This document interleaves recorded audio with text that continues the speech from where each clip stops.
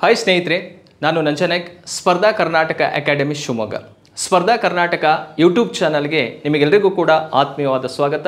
ಸ್ನೇಹಿತರೆ, ರೀಸೆಂಟ್ ನಡೆದಿರುವಂತಹ PDO exam ನೋಡಿ, 8/12/2024 ಏನು PDO ಎಕ್ಸಾಮ್ ನಡೀತಲ್ಲ, ಆ PDO ಎಕ್ಸಾಮಲ್ಲಿ ಪೇಪರ್ ಫಸ್ಟ್ ಈ ಜನರಲ್ ಸ್ಟಡೀಸ್ ವಿಷಯದಲ್ಲಿ ಈ ಜಿಯೋಗ್ರಫಿಗೆ ರಿಲೇಟೆಡ್ ಆಗಿರುವಂತಹ ಹಲವಾರು ಪ್ರಶ್ನೆಗಳನ್ನು ಈ ಸಲ ಕೇಳಿದ್ದಾನೆ. ಇಲ್ಲಿ ಬಂದಿರುವಂತಹ ಒಟ್ಟು ಪ್ರಶ್ನೆಗಳ ಸಂಖ್ಯೆ ಎಷ್ಟಪ್ಪ ಅಂದರೆ 17 ಪ್ರಶ್ನೆಗಳನ್ನು ಜಿಯೋಗ್ರಫಿ ಒಂದೇ ಕಾನ್ಸೆಪ್ಟಲ್ಲಿ ಕೇಳಿರುವಂಥದ್ದು. ಈ 17 ಪ್ರಶ್ನೆಗಳು ಯಾವ್ಯಾವ ಏರಿಯಾದ ಮೇಲೆ ಕೇಳಿದಾರಪ್ಪ ಅಂದರೆ ನೋಡಿ, ಭಾರತದ ಭೂಗೋಳ ಇಂಡಿಯನ್ ಜಿಯೋಗ್ರಫಿಗೆ ಸಂಬಂಧಪಟ್ಟಂತೆ ಒಟ್ಟು 5 ಪ್ರಶ್ನೆಗಳನ್ನು ಕೇಳಿದ್ದಾನೆ. ಹಾಗೆ ಪ್ರಾಕೃತಿಕ ಭೂಗೋಳ ಫಿಸಿಕಲ್ ಜಿಯೋಗ್ರಫಿ, ಪ್ರಾಕೃತಿಕ ಭೂಗೋಳಕ್ಕೆ ಸಂಬಂಧಪಟ್ಟಂತೆ ಒಟ್ಟಾರೆಯಾಗಿ 8 ಪ್ರಶ್ನೆಗಳನ್ನು ಕೇಳಿದ್ದಾನೆ. ಹಾಗೆ ಅದರ ಜೊತೆಗೆ ಕರ್ನಾಟಕ ಜಿಯೋಗ್ರಫಿಗೆ ಸಂಬಂಧಪಟ್ಟಂತೆ, ಕರ್ನಾಟಕ ಭೂಗೋಳಕ್ಕೆ ಸಂಬಂಧಪಟ್ಟಂತೆ ಕೇಳಿರುವಂಥ ಪ್ರಶ್ನೆಗಳ ಸಂಖ್ಯೆ 4 ಇದಾವೆ. ನೋಡಿ, ಒಟ್ಟಾರೆಯಾಗಿ ನೋಡಿದಾಗ ಎಷ್ಟು ಪ್ರಶ್ನೆಗಳನ್ನು ಈ ಒಂದು ಜಿಯೋಗ್ರಫಿ ರಿಲೇಟೆಡ್ ಇದೆಯಪ್ಪ ಅಂದರೆ 17 ಕ್ವಶನ್ಸ್ಗಳನ್ನು ಕೇಳಿದ್ದಾನೆ. ಹಾಗಾದರೆ ಆ 17 ಪ್ರಶ್ನೆಗಳು ಸರಿಯಾದಂಥ ಉತ್ತರ ಯಾವುದು, ಅದಕ್ಕೆ ರಿಲೇಟೆಡ್ ಆಗಿ ಅಕ್ಯುರೇಟ್ ಆದಂತಹ ಒಂದು ಎಕ್ಸ್ಪ್ಲೇನನ್ನು ಈ ಒಂದು ವಿಡಿಯೋದಲ್ಲಿ ನಾನು ನಿಮಗೆ ಕ್ಲಿಯರ್ ಮಾಡಿಕೊಡ್ತೀನಿ. ಹಾಗಾದರೆ ಸ್ನೇಹಿತರೆ, ಅದಕ್ಕಿಂತ ಮುಂಚಿತವಾಗಿ ಸ್ಪರ್ಧಾ ಕರ್ನಾಟಕ ಯೂಟ್ಯೂಬ್ ಚಾನಲ್ಗೆ ಯಾರು ಸಬ್ಸ್ಕ್ರೈಬ್ ಆಗಿಲ್ವೋ ದಯಮಾಡಿ ಸಬ್ಸ್ಕ್ರೈಬ್ ಆಗಿ, ಬೆಲ್ ಬಟನ್ ಒತ್ತಿ ನೋಟಿಫೈ ಆಗಿ. ಹಾಗೆ ಸ್ಪರ್ಧಾ ಕರ್ನಾಟಕ ಅಕಾಡೆಮಿಯ ವತಿಯಿಂದ ಆನ್ಲೈನ್ ಕೋರ್ಸಸ್ಸನ್ನು ಕೂಡ ಲಾಂಚ್ ಮಾಡಿದ್ದೀವಿ. ಆ ಆನ್ಲೈನ್ ಕೋರ್ಸಸ್ ನಿಮಗೆ ಲ್ಯಾಂಡ್ ಸರ್ವೇರ್, ಓಕೆ, ಆ ಲ್ಯಾಂಡ್ ಸರ್ವೇರಲ್ಲಿ ಹೋಲ್ ಕೋರ್ಸ್ ಬಗ್ಗೆ ಸಂಬಂಧಪಟ್ಟಂತೆ ವಿಡಿಯೋಸ್ಗಳಿದ್ದಾವೆ. ಅದರ ಜೊತೆಗೆ ಪೇಪರ್ 2 ಸಂಬಂಧಪಟ್ಟಂತಹ ಕೋರ್ಸು ಕೂಡ ಇದೆ. ಹಾಗೆ ಸ್ನೇಹಿತರೆ, ಬೀಟ್ ಫಾರೆಸ್ಟರ್ ಎಕ್ಸಾಮಿಗೆ ಸಂಬಂಧಪಟ್ಟಂತಹ ಕೋರ್ಸನ್ನು ಕೂಡ ಸ್ಪರ್ಧಾ ಕರ್ನಾಟಕ ಅಕಾಡೆಮಿಯ ವತಿಯಿಂದ ಲಾಂಚ್ ಮಾಡಿದ್ದೀವಿ.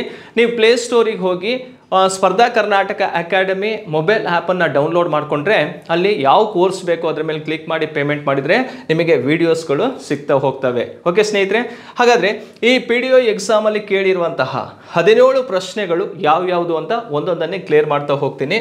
ನೋಡಿ, ಫಸ್ಟ್ ಕ್ವಶನ್ ಹೋಗೋಣ. ಕರ್ನಾಟಕದಲ್ಲಿ ವಾಸಿಸುತ್ತಿರುವ ಬುಡಕಟ್ಟು ಸಮೂಹಗಳನ್ನು ಗುರುತಿಸಿ ಅಂತ ಇದೆ.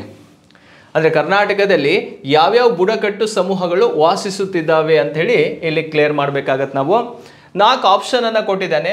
ಯಾವ್ಯಾವುದಂದರೆ ಬೈಗ ಅಂತ ಇದೆ, ಇರುಳಿಗ, ಸೋಲಿಗ, ಸಿದ್ದಿ ಜನಾಂಗ ಅಂತ ಇದೆ. ಕರ್ನಾಟಕದಲ್ಲಿ ಕಂಡುಬರುವಂತಹ ಪ್ರಮುಖ ಬುಡಕಟ್ಟು ಜನಾಂಗಗಳು ಯಾವ್ಯಾವುದಂತ ನೋಡಿದಾಗ ಇರುಳಿಗ ಕರ್ನಾಟಕದಲ್ಲಿ ಕಂಡುಬರ್ತವೆ.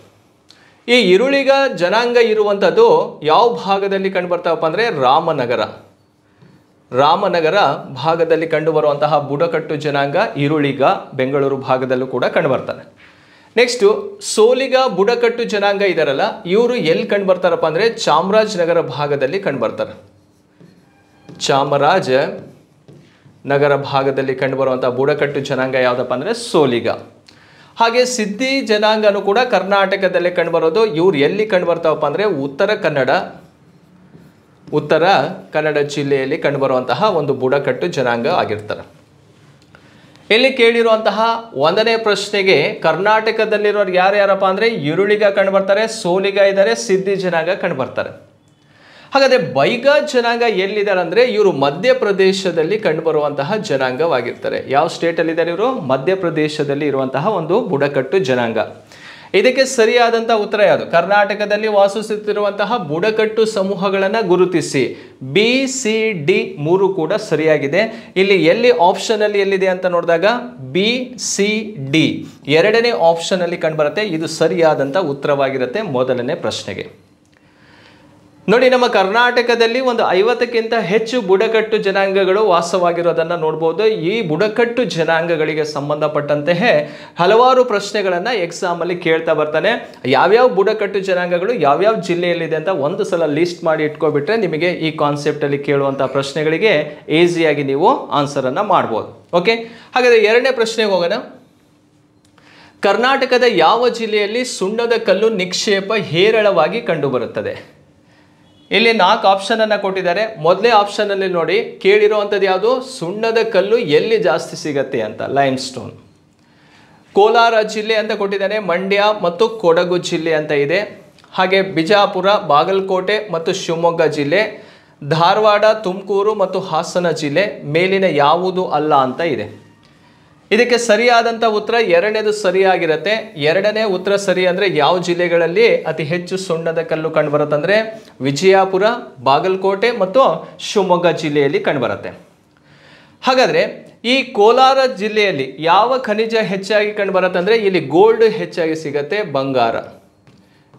KGF ಅಂತ ಕೇಳಿರ್ಬೋದು, ಕೋಲಾರ ಗೋಲ್ಡ್ ಫೀಲ್ಡ್ ಅಂತ. ಈ ಪ್ರೆಸೆಂಟಲ್ಲಿ ಬಂಗಾರದ ಗಣಿಗಾರಿಕೆ ಬಹಳಷ್ಟು ಕಡಿಮೆ ಇದೆ, ಯಾಕಂದರೆ ಅಲ್ಲಿರುವಂಥ ಗಣಿಗಾರಿಕೆ ಆಲ್ರೆಡಿ ಸ್ಟಾಪ್ ಆಗ್ತಾ ಇದೆ. ಕೋಲಾರ ಅಂದ್ಕೂಡಲೇ ಬಂಗಾರಕ್ಕೆ ಅಥವಾ ಗೋಲ್ಡಿಗೆ ಸಂಬಂಧಪಟ್ಟಂತಹ ಒಂದು ಡಿಸ್ಟಿಕ್ ಆಗಿರುತ್ತೆ. ಈ ಮಂಡ್ಯ ಜಿಲ್ಲೆಯಲ್ಲಿ ಯಾವ ಖನಿಜ ಕಂಡುಬರುತ್ತೆ ಅಂದರೆ ಲಿಥಿಯಂ ಕಂಡುಬರುತ್ತೆ. ಕರ್ನಾಟಕದಲ್ಲಿ ಲಿಥಿಯಂ ಸಿಗುವಂಥ ಸ್ಥಳ ಯಾವುದಪ್ಪ ಅಂದರೆ ಮಂಡ್ಯ ಜಿಲ್ಲೆಯಲ್ಲಿ ಕಂಡುಬರುವಂಥದ್ದು.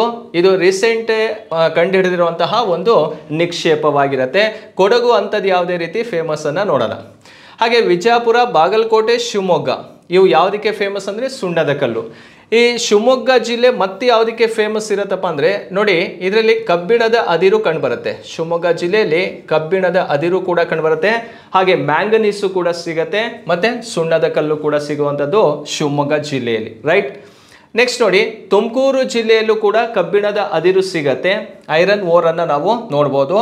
ಹಾಸನ ಜಿಲ್ಲೆಯಲ್ಲಿ ತಾಮ್ರ ಸಿಗತ್ತೆ ಮತ್ತು ಕ್ರೋಮೈಟು ಕೂಡ ಯಾವ ಜಿಲ್ಲೆಯಲ್ಲಿ ಸಿಗತ್ತಪ್ಪ ಅಂದರೆ ಹಾಸನ ಜಿಲ್ಲೆಯಲ್ಲಿ ಸಿಗೋದನ್ನು ನಾವು ನೋಡ್ತೀವಿ. ಸೊ ನೋಡಿ, ಈ ಜಿಲ್ಲೆಗಳಲ್ಲಿ ಯಾವ್ಯಾವ ಖನಿಜಗಳು ಕರ್ನಾಟಕದಲ್ಲಿ ಸಿಗ್ತವೆ ನೋಡಿ. ಕರ್ನಾಟಕದಲ್ಲಿ ಕಬ್ಬಿಣದ ಅದಿರು ಇದೆ, ಮ್ಯಾಂಗನೀಸ್ ಇದೆ, ಬಾಕ್ಸೈಟ್ ಅದಿರು ಕೂಡ ಕಂಡುಬರುತ್ತವೆ, ಹಾಗೆ ಗೋಲ್ಡ್ ಕೂಡ ಕಂಡುಬರುತ್ತೆ. ಓಕೆ, ಲಿಥಿಯಂ ಕಂಡುಬರುತ್ತೆ, ಮತ್ತು ಅದಕ್ಕೆ ಸಂಬಂಧಪಟ್ಟಂತಹ ಇತರೆ ಖನಿಜಗಳನ್ನು ಕೂಡ ನಾವು ರಾಜ್ಯದಲ್ಲಿ ನೋಡ್ತಾ ಹೋಗ್ತೀವಿ. ಈ ಒಂದು ಪ್ರಶ್ನೆಯಲ್ಲಿ ಕೇಳಿರುವಂತಹ ಜಿಲ್ಲೆಗಳು ಯಾವುದಕ್ಕೆ ಫೇಮಸ್ಸು ಅಂತ ನಾವಿಲ್ಲಿ ಕ್ಲಿಯರ್ ಮಾಡ್ಕೋಬಹುದು. ಎರಡನೇ ಪ್ರಶ್ನೆಗೆ ಸರಿಯಾದಂಥ ಉತ್ತರ ಯಾವುದಪ್ಪ ಅಂದರೆ 2 ಆಗಿರುತ್ತೆ, ರೈಟ್. ಮೂರನೇ ಪ್ರಶ್ನೆಗೆ ಹೋಗೋಣ. ಈ ಕೆಳಕಂಡ ಹೇಳಿಕೆಗಳನ್ನು ಪರಿಶೀಲಿಸಿ ಅಂತ ಇದೆ. ಸ್ಟೇಟ್ಮೆಂಟ್ ಏನೇನಿದಾವೆ ಅಂತ ನೋಡಿ. ಭಾರತದ ಪಶ್ಚಿಮದ ತುತ್ತ ತುದಿಯ ಬಿಂದು ರಾಜಸ್ಥಾನದಲ್ಲಿದೆ ಅಂತ ಕೇಳಿದ್ದಾರೆ. ನೋಡಿ, western last point of India ಎಲ್ಲಿದೆ ಅಂದರೆ ರಾಜಸ್ಥಾನದಲ್ಲಿ. ನೋಡಿ, ಭಾರತದ ಪಶ್ಚಿಮದ ತುತ್ತ ತುದಿ ರಾಜಸ್ಥಾನದಲ್ಲಿದೆ ಅಂದರೆ ರಾಜಸ್ಥಾನದಲ್ಲಿ ಇಲ್ಲ ಅದು. ಹಾಗಾದರೆ ಭಾರತದ ಪಶ್ಚಿಮದ ತುತ್ತ ತುದಿ ಎಲ್ಲಿ ಕಂಡು ಬರುತ್ತೆ ಅಂತ ಕೇಳಿದರೆ ಅದು ಗುಜರಾತ್ ರಾಜ್ಯದಲ್ಲಿ ಕಂಡುಬರುತ್ತೆ. ಯಾವ ಸ್ಟೇಟಲ್ಲಿದೆ ಇದು? ಗುಜರಾತ್ ರಾಜ್ಯದಲ್ಲಿ ಕಂಡುಬರುತ್ತೆ. ಹಾಗಾದರೆ ಆ ತುತ್ತ ತುದಿ ಯಾವುದು ಅಂತ ಕೇಳಿದರೆ ರನ್ ಆಫ್ ಕಚ್.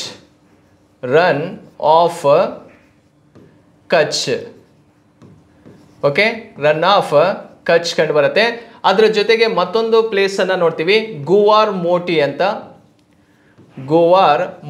ಅಂತ ಕೇಳ್ತಾನೆ. ರನ್ ಆಫ್ ಕಚ್ಚಾರು ಆಗಿರ್ಬೋದು ಅಥವಾ ಗುವಾರ್ ಮೋಟಿನಾರು ಆಗಿರ್ಬೋದು. ಸೊ ಅಥವಾ ಸರ್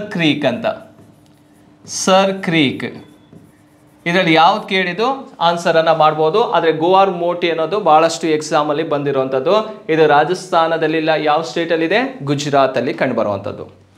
ಹಾಗೆ ಸ್ನೇಹಿತರೆ, ನೆಕ್ಸ್ಟ್ ಸೆಕೆಂಡ್ ಆಪ್ಷನಲ್ಲಿ ಏನಿದೆ ಅಂತ ನೋಡಿಬಿಡಿ. ಭಾರತದ ಪೂರ್ವದ ತುತ್ತ ತುದಿ ಬಿಂದು ಅರುಣಾಚಲ ಪ್ರದೇಶದಲ್ಲಿದೆ.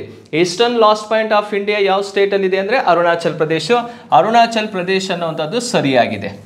ಓಕೆ, ಹಾಗಾದರೆ ಅರುಣಾಚಲ ಪ್ರದೇಶದಲ್ಲಿ ಲಾಸ್ಟ್ ಪಾಯಿಂಟ್ ಯಾವುದಪ್ಪ ಅಂದರೆ ಕಿಬೀತು ಅಂತ. ಈ ಕಿಬೀತು ಅನ್ನೋದು ಲಾಸ್ಟ್ ಪಾಯಿಂಟ್ ಆಗಿರುತ್ತೆ, eastern last point of India. Next ಮೂರನೇ ನೋಡಿ, ಭಾರತದ ದಕ್ಷಿಣದ ತುತ್ತ ತುದಿಯ ಬಿಂದು ಲಕ್ಷದ್ವೀಪದಲ್ಲಿದೆ. ಲಕ್ಷದ್ವೀಪದಲ್ಲಿದೆ ಅಂದರೆ ಇದು ತಪ್ಪಾಗಿರುವಂಥದ್ದು, ಅದು ಲಕ್ಷದ್ವೀಪದಲ್ಲಿ ಇಲ್ಲ, ರೈಟ್. ಇದು ತಪ್ಪಾಗಿದೆ. ಎಲ್ಲಿರುವಂಥದ್ದು ಹಾಗಾದರೆ ಅಂಡಮಾನ್ ನಿಕೋಬಾರ್ ದ್ವೀಪದಲ್ಲಿ ಕಂಡುಬರುತ್ತೆ. ಎಲ್ಲಿದೆ ಇದು? ಅಂಡಮಾನ್ ಮತ್ತು ನಿಕೋಬಾರ್ ದ್ವೀಪದಲ್ಲಿ ಕಂಡುಬರುತ್ತೆ.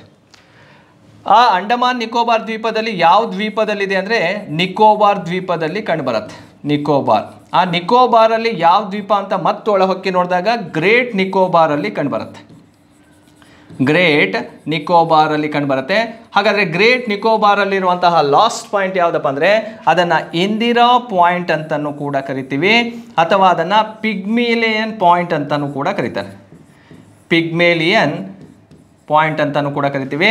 ಅಥವಾ ಪಾರ್ಸನ್ ಪಾಯಿಂಟ್ ಅಂತಲೂ ಕೂಡ ಕರಿಬೋದು. ಪಾರ್ಸನ್ ಪಾಯಿಂಟ್ ಅಂತ ನೋಡಿ, ಇವು ಭಾರತದ ದಕ್ಷಿಣದ ತುತ್ತ ತುದಿಯಾಗಿರುತ್ತೆ. ಯಾವ ದ್ವೀಪದಲ್ಲಿದೆ? ಅಂಡಮಾನ್ ನಿಕೋಬಾರ್. ಅದರಲ್ಲೂ ಯಾವ ದ್ವೀಪ? ನಿಕೋಬಾರ್ ದ್ವೀಪ. ನಿಕೋಬಾರ್ ದ್ವೀಪದಲ್ಲಿ ಯಾವ ದ್ವೀಪದಲ್ಲಿದೆ?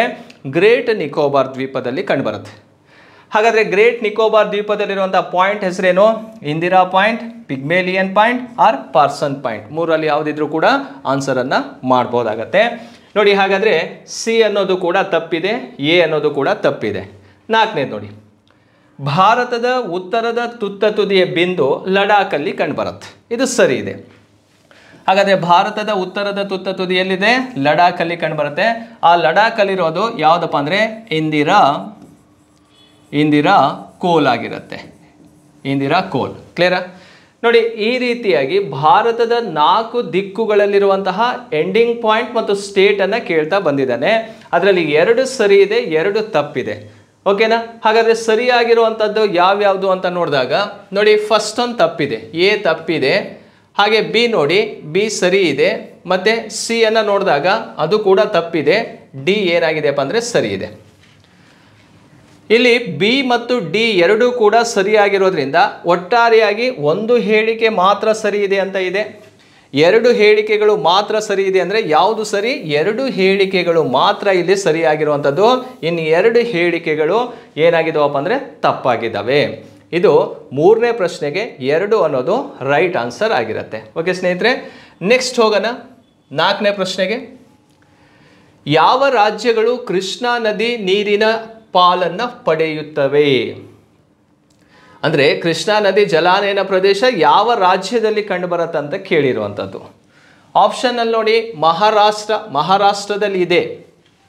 ಕರ್ನಾಟಕದಲ್ಲೂ ಕೂಡ ಇದೆ, ಆದರೆ ಗುಜರಾತಲ್ಲಿ ಇಲ್ಲ. ಹಾಗಾಗಿ ಫಸ್ಟ್ ಒನ್ ಏನಾಗಿದೆ? ತಪ್ಪಿದೆ. 2ನೇ ಆಪ್ಷನ್ ನೋಡಿ, ಮಹಾರಾಷ್ಟ್ರ ಸರಿ ಇದೆ, ಆಂಧ್ರ ಪ್ರದೇಶದಲ್ಲೂ ಇದೆ, ತಮಿಳುನಾಡು ತಪ್ಪಾಗಿದೆ. ಇದು ಕೂಡ ಇಲ್ಲಿ ರಾಂಗ್ ಇರುವಂಥದ್ದು 2ನೇದು. 3ನೇ ಆಪ್ಷನಿಗೆ ಹೋಗೋಣ.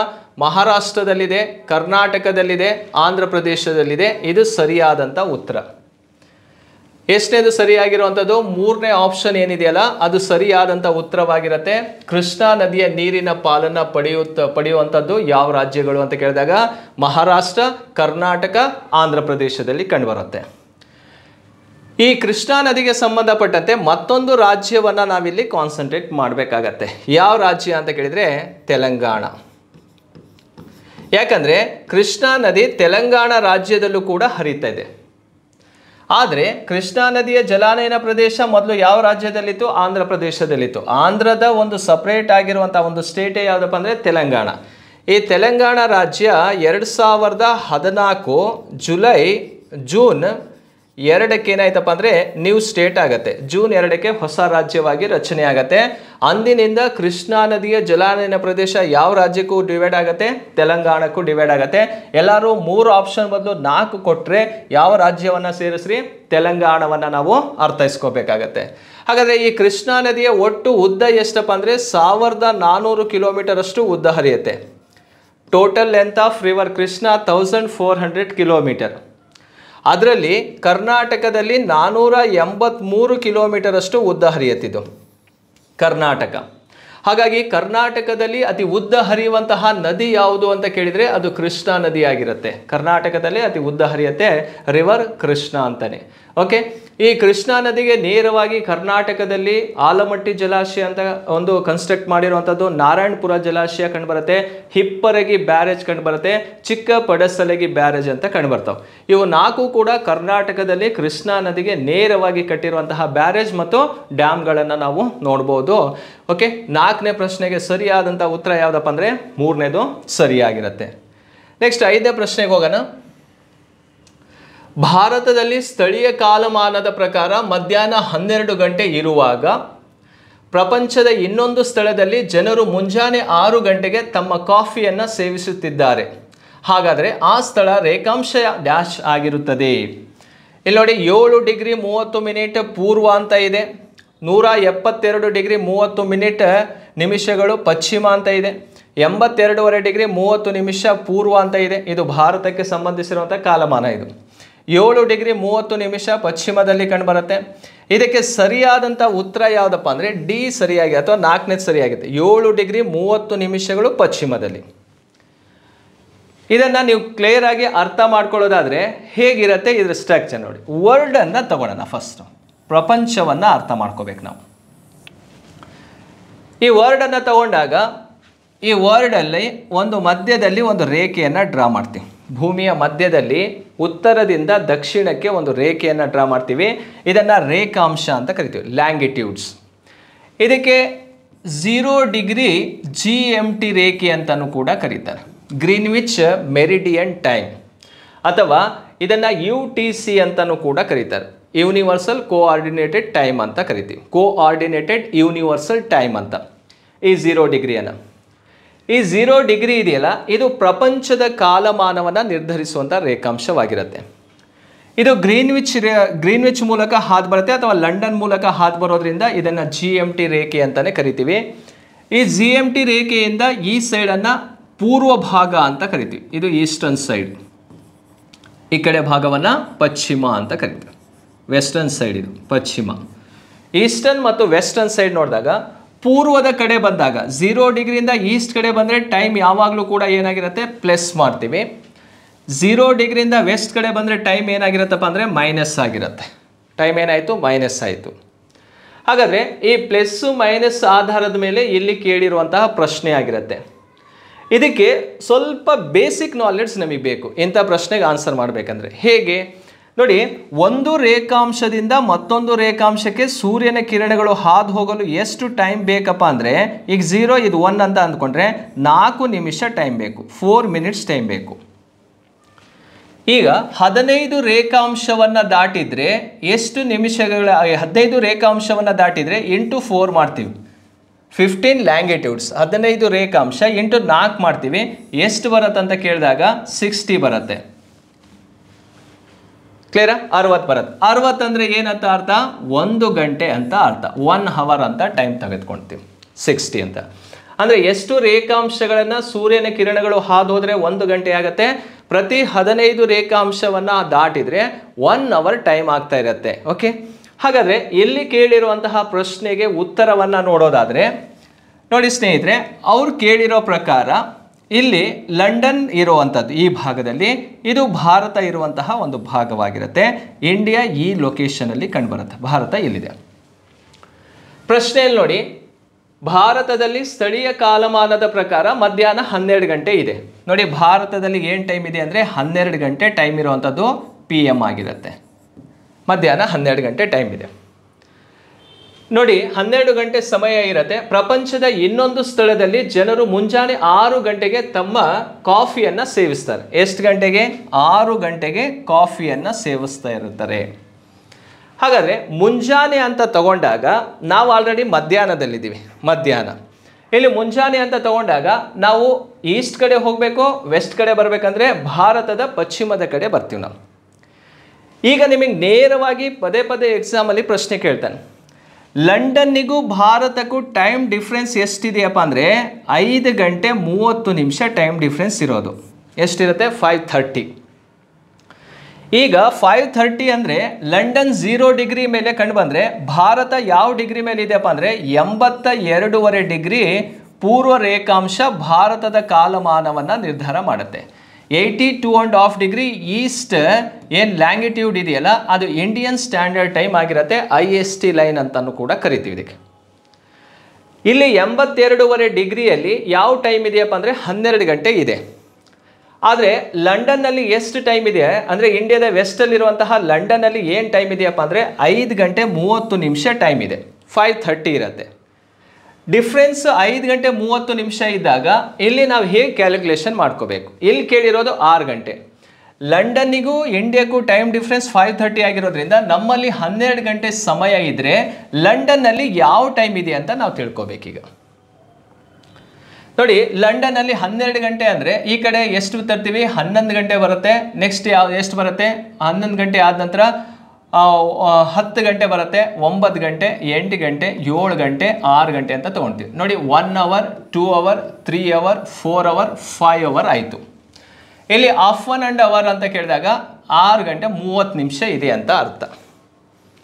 ಓಕೆ, ಹಾಫ್ ಆನ್ ಅವರ್ ಅಂದರೆ 30 ಬರುತ್ತೆ, 30 ಬರುತ್ತೆ. ನೋಡಿ, 12 ಗಂಟೆನಾ, 12 ನಂತರ 11, 10, 9, 8, 7, next 6, 1 hour, 2 hour, 3 hour, 4 hour ಮತ್ತು 5 ಅವರ್. ಹಾಫ್ ಆನ್ ಅವರ್ ಅಂದರೆ 6:30 ಆಯಿತು, 6:15 ಗಂಟೆ ಆಯಿತು. ಕ್ಲಿಯರಾ? ಇಲ್ಲಿ 6.5 ಗಂಟೆ ಸಮಯ ಇದೆ ಅಂದರೆ ಇಲ್ಲಿ ಟೈಮ್ ಡಿಫ್ರೆನ್ಸ್ ಎಷ್ಟಾಯಿತು? 5.5 ಗಂಟೆ ಆಯಿತು. 5:30 ಡಿಫ್ರೆನ್ಸು. ಇನ್ನು ಎಷ್ಟು ಬೇಕು? ಇಲ್ಲಿ ಕೇಳಿರೋ ಟೈಮಿಗೆ ½ ಅನ್ ಅವರ್ ಬೇಕು. ಈಗ 1 ಅವರ್ ಆಗಬೇಕಂದ್ರೆ ಎಷ್ಟು ನಿಮಿಷ ರೇಖಾಂಶಗಳನ್ನು ಹಾದು ಹೋಗಬೇಕು? 15 ರೇಖಾಂಶವನ್ನು ಹಾದು ಹೋಗಬೇಕು. ಅದೇ ಅರ್ಧ ಗಂಟೆ ಆಗಬೇಕಂದ್ರೆ ಎಷ್ಟು ರೇಖಾಂಶ ಹಾದು ಹೋಗ್ಬೇಕಾಗಾದ್ರೆ 7.30 ಡಿಗ್ರಿ ರೇಖಾಂಶವನ್ನು ಹಾದು ಹೋಗಬೇಕು. ಇಲ್ಲಿ ಕಂಡು ಬರುತ್ತೆ ಈ ಭಾಗದಲ್ಲಿ 7.30 ಅಂತ ಬರುತ್ತೆ. 7.30 ಕ್ಲಿಯರಾ? ಇಲ್ಲಿ ಆಲ್ರೆಡಿ 5.5 ಗಂಟೆ ವ್ಯತ್ಯಾಸ ಆಯಿತು. ಆಮೇಲೆ ಈ ಕಡೆ 7.30 ಅಂದರೆ ಎಷ್ಟಾಯ್ತಪ್ಪ ಅಂದರೆ 30 ನಿಮಿಷ ಆಯಿತು. 30 ನಿಮಿಷ ಅಂದರೆ ಈ 30 ನಿಮಿಷ ಮೈನಸ್ ಮಾಡಿದರೆ ಎಷ್ಟು ಅವರ್ ಬರುತ್ತೆ? 6 ಅವರ್ ಬರುತ್ತೆ. ಬೆಳಿಗ್ಗೆ 6 ಗಂಟೆ ಸಮಯದಲ್ಲಿ ಅವ್ರು ಏನು ಮಾಡಿರ್ತಾರಪ್ಪ ಅಂದರೆ ಕಾಫಿಯನ್ನು ಕುಡಿತಾ ಇದ್ದಾರೆ ಅಂತ ಅರ್ಥ. ಕ್ಲಿಯರ್ ಆಯಿತಾ? ನೋಡಿ ಮತ್ತೊಂದು ಸಲ ನೋಡ್ಕೊಳ್ಳಿ. ಇಲ್ಲಿವರೆಗೂ 5.5 ಗಂಟೆ ವ್ಯತ್ಯಾಸ ಇದೆ, ಅದು ನಮಗೆ ಕ್ಲಿಯರ್ ಇದೆ. ಇನ್ನು ½ ಅನ್ ಅವರ್ ಬೇಕು ಅಂದರೆ ಈ 0 ಡಿಗ್ರಿಯಿಂದ ಈ ಭಾಗವನ್ನು ಏನಂತ ಕರಿತೀವಿ ನಾವು? ಪಶ್ಚಿಮ ಭಾಗ. ಅರ್ಧ ಗಂಟೆ ಅಂದರೆ ಎಷ್ಟು ರೇಖಾಂಶಗಳಿಗೆ ಹೋದರೆ ಅರ್ಧ ಗಂಟೆ ಆಗುತ್ತೆ? 7.30 ನಿಮಿಷಗಳಷ್ಟು ಹೋದರೆ ಎಷ್ಟಾಗುತ್ತೆ? ½ ಅನ್ ಅವರ್ ಆಗುತ್ತೆ. ಆಗ ಎಷ್ಟು ಗಂಟೆ ಆಯಿತು? 6 ಗಂಟೆ ಸಮಯವಿರುತ್ತೆ. ನೋಡಿ ಕಾಫಿಯನ್ನು ಸೇವಿಸ್ತಾರೆ. ಎಷ್ಟು ಗಂಟೆಗೆ? 6 ಗಂಟೆಗೆ ತಮ್ಮ ಕಾಫಿಯನ್ನು ಸೇವಿಸುತ್ತಿದ್ದಾರೆ. ಹಾಗಾದರೆ ಆ ಸ್ಥಳದ ರೇಖಾಂಶ ಎಷ್ಟು ಅಂತ ಕೇಳಿದರೆ 7 ಡಿಗ್ರಿ 30 ನಿಮಿಷಗಳ ಪಶ್ಚಿಮ ರೇಖಾಂಶವಾಗಿರುತ್ತೆ. ಅರ್ಥ ಆಯ್ತಲ್ಲ? ಸೊ ಯಾಕಂದರೆ ಬೇಸ್ ನಮಗೆ ಇಂಡಿಯಾ ಅಷ್ಟೇ. ಇಂಡಿಯಾಕ್ಕೂ ಲಂಡನಿಗೂ ಟೈಮ್ ಡಿಫ್ರೆನ್ಸು 5.5 ಗಂಟೆ ಆಯಿತು. ಇನ್ನು ನಾವು ಅರ್ಧ ಗಂಟೆ ವೆಸ್ಟ್ ಕಡೆ ಬರಬೇಕಲ್ವಾ? ಅದು 7:30 ಡಿಗ್ರಿಯಲ್ಲಿ ನಾವು ನೋಡ್ತೀವಿ. 7 ಡಿಗ್ರಿ 30 ಮಿನಿಟ್ಸನ್ನು ನಾವು ಇಲ್ಲಿ ಆನ್ಸರ್ ಆಗಿ ತೆಗೆದುಕೊಳ್ತೀವಿ. 5ನೇ ಪ್ರಶ್ನೆಗೆ ಸರಿಯಾದಂಥ ಉತ್ತರ ಯಾವುದಪ್ಪ ಅಂದರೆ 4 ಸರಿಯಾಗಿರುತ್ತೆ. ಕ್ಲಿಯರಾ? ನೆಕ್ಸ್ಟ್ ಪ್ರಶ್ನೆಗೆ ಹೋಗೋಣ. ಪ್ರತಿಯೊಂದು ಭೂಕಂಪನ ಅಲೆಗಳಲ್ಲಿ ಯಾವುದು ಅತ್ಯಂತ ವಿನಾಶಕಾರಿಯಾಗಿರುತ್ತೆ? ನೋಡಿ, ಭೂಕಂಪನದ ಅಲೆಗಳು ಅಂದರೆ ಎಷ್ಟು ವಿಧದ ಅಲೆಗಳನ್ನು ಭೂಕಂಪನದ ಅಲೆಗಳಲ್ಲಿ ನೋಡ್ತೀವಿ ಅಂದರೆ 3 ಅಲೆಗಳಿದ್ದಾವೆ. ಒಂದು ಪ್ರೈಮರಿ ವೇವ್ಸ್, ಸೆಕೆಂಡರಿ ವೇವ್ಸ್ ಮತ್ತು ಸರ್ಫೇಸ್ ಆರ್ ಲ್ಯಾಂಗಿಟ್ಯೂಡ್ನಲ್ ವೇವ್ಸ್ ಅಂತ ಕರಿತೀವಿ. ನೋಡಿ, ಇದು ಪ್ರಾಥಮಿಕ ಅಲೆ, ಪ್ರೈಮರಿ ವೇವ್ಸ್. ಯಾವ ಅಲೆ ಮೊದಲು ಉಗಮಗೊಳ್ಳುತ್ತಂದರೆ ಪ್ರೈಮರಿ ವೇವ್ಸ್ ಆಗಿರುತ್ತೆ. ಅಥವಾ ಅತಿ ವೇಗವಾಗಿ ಚಲಿಸುವಂಥ ಅಲೆ ಯಾವುದಪ್ಪ ಅಂದರೆ ಪ್ರೈಮರಿ ವೇವ್ಸ್ ಆಗಿರುತ್ತೆ. ಸೊ ಈ ಒಂದು ಪ್ರೈಮರಿ ವೇವ್ಸ್ ಘನ, ದ್ರವ, ಅನಿಲ 3 ರೂಪದಲ್ಲೂ ಕೂಡ ಇದು ಚಲಿಸ್ತಾ ಇರುತ್ತೆ. ಆ 3 ರೂಪದಲ್ಲಿ ಚಲಿಸೋದ್ರಿಂದ ಈ ಅಲೆ ಮತ್ತೆ ಯಾವುದಾದ್ರು ಶಿಲಾಗೋಳ ಮತ್ತು ಮಿಶ್ರಗೋಳ, ಕೇಂದ್ರಗೋಳದ ಮೂಲಕನೂ ಚಲಿಸುತ್ತೆ. ನೋಡಿ 3 ಭಾಗದಲ್ಲೂ ಕೂಡ ನೋಡ್ತೀವಿ. ನೋಡಿ, ಇದನ್ನು ಕ್ರಸ್ಟ್ ಅಂತ ಕರಿತೀವಿ, ಮ್ಯಾಂಟಲ್ ಮತ್ತು ಕೋರ್ ಅಂತ ಕರಿತೀವಿ. ಈ 3 ಲೇಯರಲ್ಲೂ ಕೂಡ ಮೂವ್ಮೆಂಟ್ ಆಗುವಂಥ ವೇವ್ಸ್ ಯಾವುದು? ಪ್ರೈಮರಿ ವೇವ್ಸ್, ಪ್ರಾಥಮಿಕ ಅಲೆ ಅಂತಲೇ ನಾವು ಇದನ್ನು ಕರಿತೀವಿ. ಎರಡನೇ ನೋಡಿ ಸೆಕೆಂಡರಿ ವೇವ್ಸ್, ದ್ವಿತೀಯ ಅಲೆ. ಈ ದ್ವಿತೀಯ ಅಲೆ ಇಂಪಾರ್ಟೆಂಟ್ ಏನಪ್ಪ ಅಂದರೆ ಇದು ದ್ರವ ರೂಪದಲ್ಲಿ ಇದು ಚಲಿಸೋದಿಲ್ಲ, ಅದೇ ನಮಗೆ ಇಂಪಾರ್ಟೆಂಟ್. ಲ್ಯಾಂಗಿಟ್ಯೂಡ್ನಲ್ ವೇವ್ಸ್ ಅಂತ ಕರಿತೀವಿ. ಅಥವಾ ಸರ್ಫೇಸ್ ವೇವ್ಸ್, ಭೂಮಿಯ ಮೇಲ್ಮೈಯಲ್ಲಿ ಏನು ಅಲೆ ಉಗಮವಾಗುತ್ತಲ್ಲ ಅದನ್ನು ಸರ್ಫೇಸ್ ವೇವ್ಸ್ ಅಂತ ಕರಿತೀವಿ. ಆ ಸರ್ಫೇಸ್ ವೇವ್ಸ್ ನೋಡಿ ಈ ಒಂದು ಕ್ರಸ್ಟ್ ಅಥವಾ ಲಿಥೋಸ್ಫಿಯರಲ್ಲಿ ಕಂಡುಬರೋದ್ರಿಂದ ಇದರಿಂದ ಹಾನಿ ಏನಾಗಿರುತ್ತಪ್ಪ ಅಂದರೆ ಅತಿ ಹೆಚ್ಚು ಹಾನಿಯನ್ನು ಉಂಟು ಮಾಡುತ್ತೆ ಈ ಒಂದು ಅಲೆ. ಹಾಗಾಗಿ ಇದಕ್ಕೆ ಸರಿಯಾದಂಥ ಉತ್ತರ ಯಾವುದಪ್ಪ ಅಂದರೆ ಈ ಒಂದು ಎಲ್ ವೇವ್ಸ್ ಅನ್ನೋದು ಸರಿಯಾಗಿರುತ್ತೆ. ಭೂಮಿಯ ಮೇಲ್ಮೈ ಅಲೆ ಸರ್ಫೇಸ್ ವೇವ್ಸ್ ಅಂತಲೂ ಕೂಡ ಇದನ್ನು ಕರೆಯುವಂಥದ್ದು. ರೈಟ್. 6ನೇ ಪ್ರಶ್ನೆಗೆ 3 ಸರಿಯಾಗಿರುವಂಥ ಉತ್ತರ. 7ನೇ ಪ್ರಶ್ನೆಗೆ ಹೋಗೋಣ. ಈ ಕೆಳಗಿನವುಗಳಲ್ಲಿ ಯಾವುದು ಹರಿಯುವ ನೀರಿನಿಂದ ರೂಪುಗೊಂಡ ಸಂಚಯನ ವೈಲಕ್ಷಣಗಳಾಗಿವೆ? ಸೊ ಇದಕ್ಕೆ ಸರಿಯಾದಂಥ ಉತ್ತರ ಯಾವುದಪ್ಪ ಅಂದರೆ ಮಿಯಾಂಡರ್ ಅಂತ ಕರಿತೀವಿ. ನದಿ ತಿರುವು ಇದೆಯಲ್ಲ, ಆ ನದಿ ತಿರುವು ಏನಾಗತ್ತಪ್ಪ ಅಂದರೆ ಈ ಒಂದು ಸಂಚಯನ ಕಾರ್ಯದಿಂದ ನಿರ್ಮಾಣಗೊಂಡಂತಹ ಒಂದು ಭೂ ಸ್ವರೂಪವಾಗಿರುತ್ತೆ. ನೋಡಿ, ನದಿ ಹರಿಬೇಕಾದ್ರೆ ಒಂದು ಬೆಟ್ಟದಿಂದ ನದಿ ಹರಿಯತ್ತಂದರೆ ಇಲ್ಲಿಂದ ಹುಟ್ಕೊಂಬರತ್ತೆ ನದಿ ಅಂದರೆ ಫಸ್ಟು ಬೆಟ್ಟದಿಂದ ಇಳಿಬೇಕಾದ್ರೆ ಎರೋಸನ್ ಮಾಡತ್ತದು, ಸವೆತ ಕಾರ್ಯ ಮಾಡ್ತಾ ಬರುತ್ತೆ. ಆ ನಂತರದಲ್ಲಿ ಏನಾಗತ್ತಪ್ಪ ಅಂದರೆ ಅದನ್ನು ಟ್ರಾನ್ಸ್ಫರ್ ಮಾಡುತ್ತೆ, ಲಾಸ್ಟಿಗೆ ಏನು ಮಾಡುತ್ತೆ ಅದು ಡೆಪಾಸಿಟ್ ಮಾಡೋಕ್ಕೆ ಸ್ಟಾರ್ಟ್ ಮಾಡುತ್ತೆ, ಸಂಚಯನ ಮಾಡುತ್ತೆ. ಹಾಗಾದರೆ ನದಿಗಳು ಎಷ್ಟು ಕಾರ್ಯವನ್ನು ಮಾಡ್ತಾವೆ ಅಂದರೆ 3 ಕಾರ್ಯಗಳನ್ನು ಮಾಡ್ತವೆ. ಆ 3 ಕಾರ್ಯಗಳು ಫಸ್ಟು ಮಾಡುವಂಥದ್ದು ಸವೆತ ಕಾರ್ಯ, ಸವೆತ ಕಾರ್ಯ. ಎರಡನೇದು ಸಾಗಾಣಿಕೆ, ಮೂರನೇದು ಸಂಚಯನ. ಈ ಮೂರು ಕಾರ್ಯವನ್ನು ನದಿಗಳು ಮಾಡ್ತವೆ. ನೋಡಿ, ಎರೋಸನ್ ಮಾಡೋ ಟೈಮಲ್ಲಿ ಎತ್ತರವಾದಂತಹ ಬೆಟ್ಟ ಗುಡ್ಡಗಳಿಂದ ಹರಿಯೋದ್ರಿಂದ ಇಲ್ಲಿ ಜಲಪಾತಗಳು ನಿರ್ಮಾಣವಾಗ್ತವೆ, ಕುಂಭಕುಳಿಗಳು ನಿರ್ಮಾಣವಾಗ್ತವೆ, ಹಾಗೆ ಐ ಶೇಪ್ ಅಥವಾ ವಿ ಶೇಪ್ ವ್ಯಾಲಿಗಳು ಕೂಡ ಕಂಡುಬರ್ತಾವೆ. ಅದೇ ರೀತಿ ಸಾಗಾಣಿಕೆ ಕಾರ್ಯವನ್ನು ಮಾಡಿದಾಗ ಮೆಕ್ಕಲು ಬೀಸಣಿಕೆ ಅಂತ ಕಂಡುಬರ್ತವೆ. ಈ ಸಂಚಯನ ಕಾರ್ಯದಲ್ಲಿ ಕಂಡುಬರೋದು ಯಾವುದಪ್ಪ ಅಂದರೆ ನದಿಯ ತಿರುವುಗಳು ಕಂಡುಬರ್ತವೆ, ಮಿಯಾಂಡರಿಂಗ್ ಅಂತ ಕರಿತೀವಿ. ಯಾಕಂದರೆ ನದಿ ತುಂಬ ಸ್ಲೋ ಆಗಿ ಹರಿಯಕ್ಕೆ ಸ್ಟಾರ್ಟ್ ಆದಾಗ ಅಲ್ಲಿ ಹಾರ್ಡ್ ಮತ್ತು ಸಾಫ್ಟ್ ರಾಕ್ಸ್ ಇರ್ತವೆ. ಅದು ಹಾರ್ಡ್ ರಾಕ್ಸನ್ನು ಎರೋಸನ್ ಮಾಡೋಕ್ಕಾಗಲ್ಲ. ಎಲ್ಲೆಲ್ಲಿ ಸಾಫ್ಟ್ ರಾಕ್ಸ್ ಇರುತ್ತೋ ಆ ನಿಟ್ಟಿನಲ್ಲಿ ಅವು ಹರಿತಾ ಹೋಗ್ತವೆ. ಇದನ್ನೇ ಮಿಯಾಂಡರಿಂಗ್ ಅಂತ ಕರೆಯುವಂಥದ್ದು. ನದಿ ತಿರುವುಗಳು ಕೂಡ ಕಂಡುಬರ್ತವೆ. 7ನೇ ಪ್ರಶ್ನೆಗೆ 1ನೇದು ಸರಿಯಾಗಿರುವಂತಹ ಉತ್ತರವಾಗಿರುತ್ತೆ. ನೆಕ್ಸ್ಟ್ ಪ್ರಶ್ನೆಗೆ ಹೋಗೋಣ ಸ್ನೇಹಿತರೆ. ಈ ಕೆಳಗಿನವುಗಳಲ್ಲಿ ಯಾವುದು ಬೆಚ್ಚನೆಯ ಸಾಗರ ಪ್ರವಾಹವಾಗಿದೆ? ವಾರ್ಮ್ ಕರೆಂಟ್ ಅಂತ ಕರಿತೀವಿ. ನೋಡಿ, ಕ್ಯಾನರಿ ಪ್ರವಾಹ ಅಂತ ಇದೆ, ಲ್ಯಾಬ್ರಿಡಾರ್, ಬೆಂಗ್ವೆಲಾ, ಗಲ್ಫ್ ಸ್ಟ್ರೀಮ್ ಅಂತ ಕಂಡುಬರುತ್ತೆ. ಇದಕ್ಕೆ ಸರಿಯಾದಂಥ ಉತ್ತರವನ್ನು ನಾವು ನೋಡೋದಾದರೆ ಮ್ಯಾಪಲ್ಲಿ ನಿಮಗೆ ಕ್ಲಿಯರ್ ಮಾಡಿಕೊಡ್ತೇನೆ. ಇಲ್ಲಿ ಯಾವ್ಯಾವ ಓಷಿಯನ್ ಕರೆಂಟ್ಸ್ಗಳು ಕಂಡು ಬರ್ತಾವಂತ ಒಂದ್ಸಲ ನೋಡ್ಕೋಬಿಡಿ. ಓವರಾಲ್ ಆಗಿ ನಾವು ಸಮಭಾಜಕ ವೃತ್ತ ಭಾಗವನ್ನು ತಗೊಂಡಾಗ ಯಾವ್ಯಾವ ರೀತಿ ಸಾಗರ ಪ್ರವಾಹಗಳು ಕಂಡು ಬರ್ತಾವ ಅನ್ನೋದು ಇಲ್ಲಿ ಗೊತ್ತಿರಬೇಕು. ಸಾಗರದ ನೀರಿನ ಮೇಲ್ಮೈ ಚಲನೆಯನ್ನು, ಸರ್ಫೇಸ್ ಮೂವಿಂಗ್ ವಾಟರನ್ನು ಏನಂತ ಕರಿತೀವಿ? ಓಷಿಯನ್ ಕರೆಂಟ್ಸ್ ಅಂತ ಕರಿತೀವಿ. ಸಾಗರದ ಮೇಲ್ಮೈ ನೀರು ಏನಾಗುತ್ತಪ್ಪ ಅಂದರೆ ಒಂದು ಕಡೆಯಿಂದ ಮತ್ತೊಂದು ಕಡೆಗೆ ಹರಿಕೊಂಡು ಹೋಗ್ತಾ ಇರುತ್ತೆ. ಇದನ್ನು ಸಾಗರ ಪ್ರವಾಹ ಅಂತ. ಸಾಗರ ಪ್ರವಾಹದಲ್ಲಿ 2 ವಿಧಗಳಿದಾವೆ. ಯಾವ್ಯಾವುದು ಅಂತ ಕೇಳಿದರೆ ನೋಡಿ, 0 ಡಿಗ್ರಿ ಈಕ್ವಿಟರ್, ಇದು ನಾರ್ತ್ ಪೋಲ್ 90 ಡಿಗ್ರಿ, ಈ ಕಡೆ south pole 90 degree. Okay, SP ಅಂತ ಕರಿತೀವಿ. ಸೌತ್ ಪೋಲ್ ದಕ್ಷಿಣ ಧ್ರುವ, ಉತ್ತರ ಧ್ರುವ ಮತ್ತು 0 ಡಿಗ್ರಿ. ಸಮಭಾಜಕ ವೃತ್ತದಿಂದ ಧ್ರುವ ಪ್ರದೇಶದ ಕಡೆ ಸಾಗರದ ಮೇಲ್ಮೈ ನೀರು ಚಲಿಸುತ್ತಲ್ಲ, ಅದನ್ನು ಏನಂತ ಕರೀತಾರಪ್ಪ ಅಂದರೆ ಉಷ್ಣೋದಕ ಸಾಗರ ಪ್ರವಾಹ. ಉಷ್ಣೋದಕ ಸಾಗರ ಪ್ರವಾಹ, ವಾರ್ಮ್ ಕರೆಂಟ್ ಅಂತ ಕರಿತೀವಿ. ವಾರ್ಮ್ ಕರೆಂಟ್ ಅಂತ. ಅದೇ ರೀತಿ ಧ್ರುವ ಪ್ರದೇಶದ ಕಡೆಯಿಂದ ಸಮಭಾಜಕ ವೃತ್ತದ ಕಡೆ ಬರುವಂತಹ ಸಾಗರ ಪ್ರವಾಹವನ್ನು, ಧ್ರುವ ಪ್ರದೇಶದಿಂದ ಸಮಭಾಜಕ ವೃತ್ತದ ಕಡೆ ಬರೋದನ್ನು ಶೀತೋದಕ ಸಾಗರ ಪ್ರವಾಹ ಅಂತ ಕರೀತಾರೆ. ಕ್ಲಿಯರಾ? ಇದು ಉಷ್ಣೋದಕ ಸಾಗರ ಪ್ರವಾಹ, ಇದು ಶೀತೋದಕ ಸಾಗರ ಪ್ರವಾಹ. ವಾರ್ಮ್ ಕರೆಂಟ್ ಮತ್ತು ಕೋಲ್ಡ್ ಕರೆಂಟ್ ಅಂತ 2 ರೀತಿ ಓಷಿಯನ್ ಕರೆಂಟ್ ಇದೆ. ಈಕ್ವಿಟಾರಿಂದ ಪೋಲ್ ಕಡೆ ಬಂತಂದರೆ ಅದು ಉಷ್ಣೋದಕ, ಬೆಚ್ಚಗಿನ ಸಾಗರ ಪ್ರವಾಹ.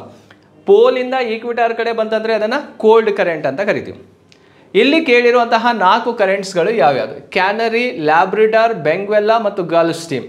ಇದರಲ್ಲಿ ಬೆಚ್ಚಗಿನ ಸಾಗರ ಪ್ರವಾಹ ಯಾವುದು ಅಂತ ಕೇಳಿರುವಂಥದ್ದು.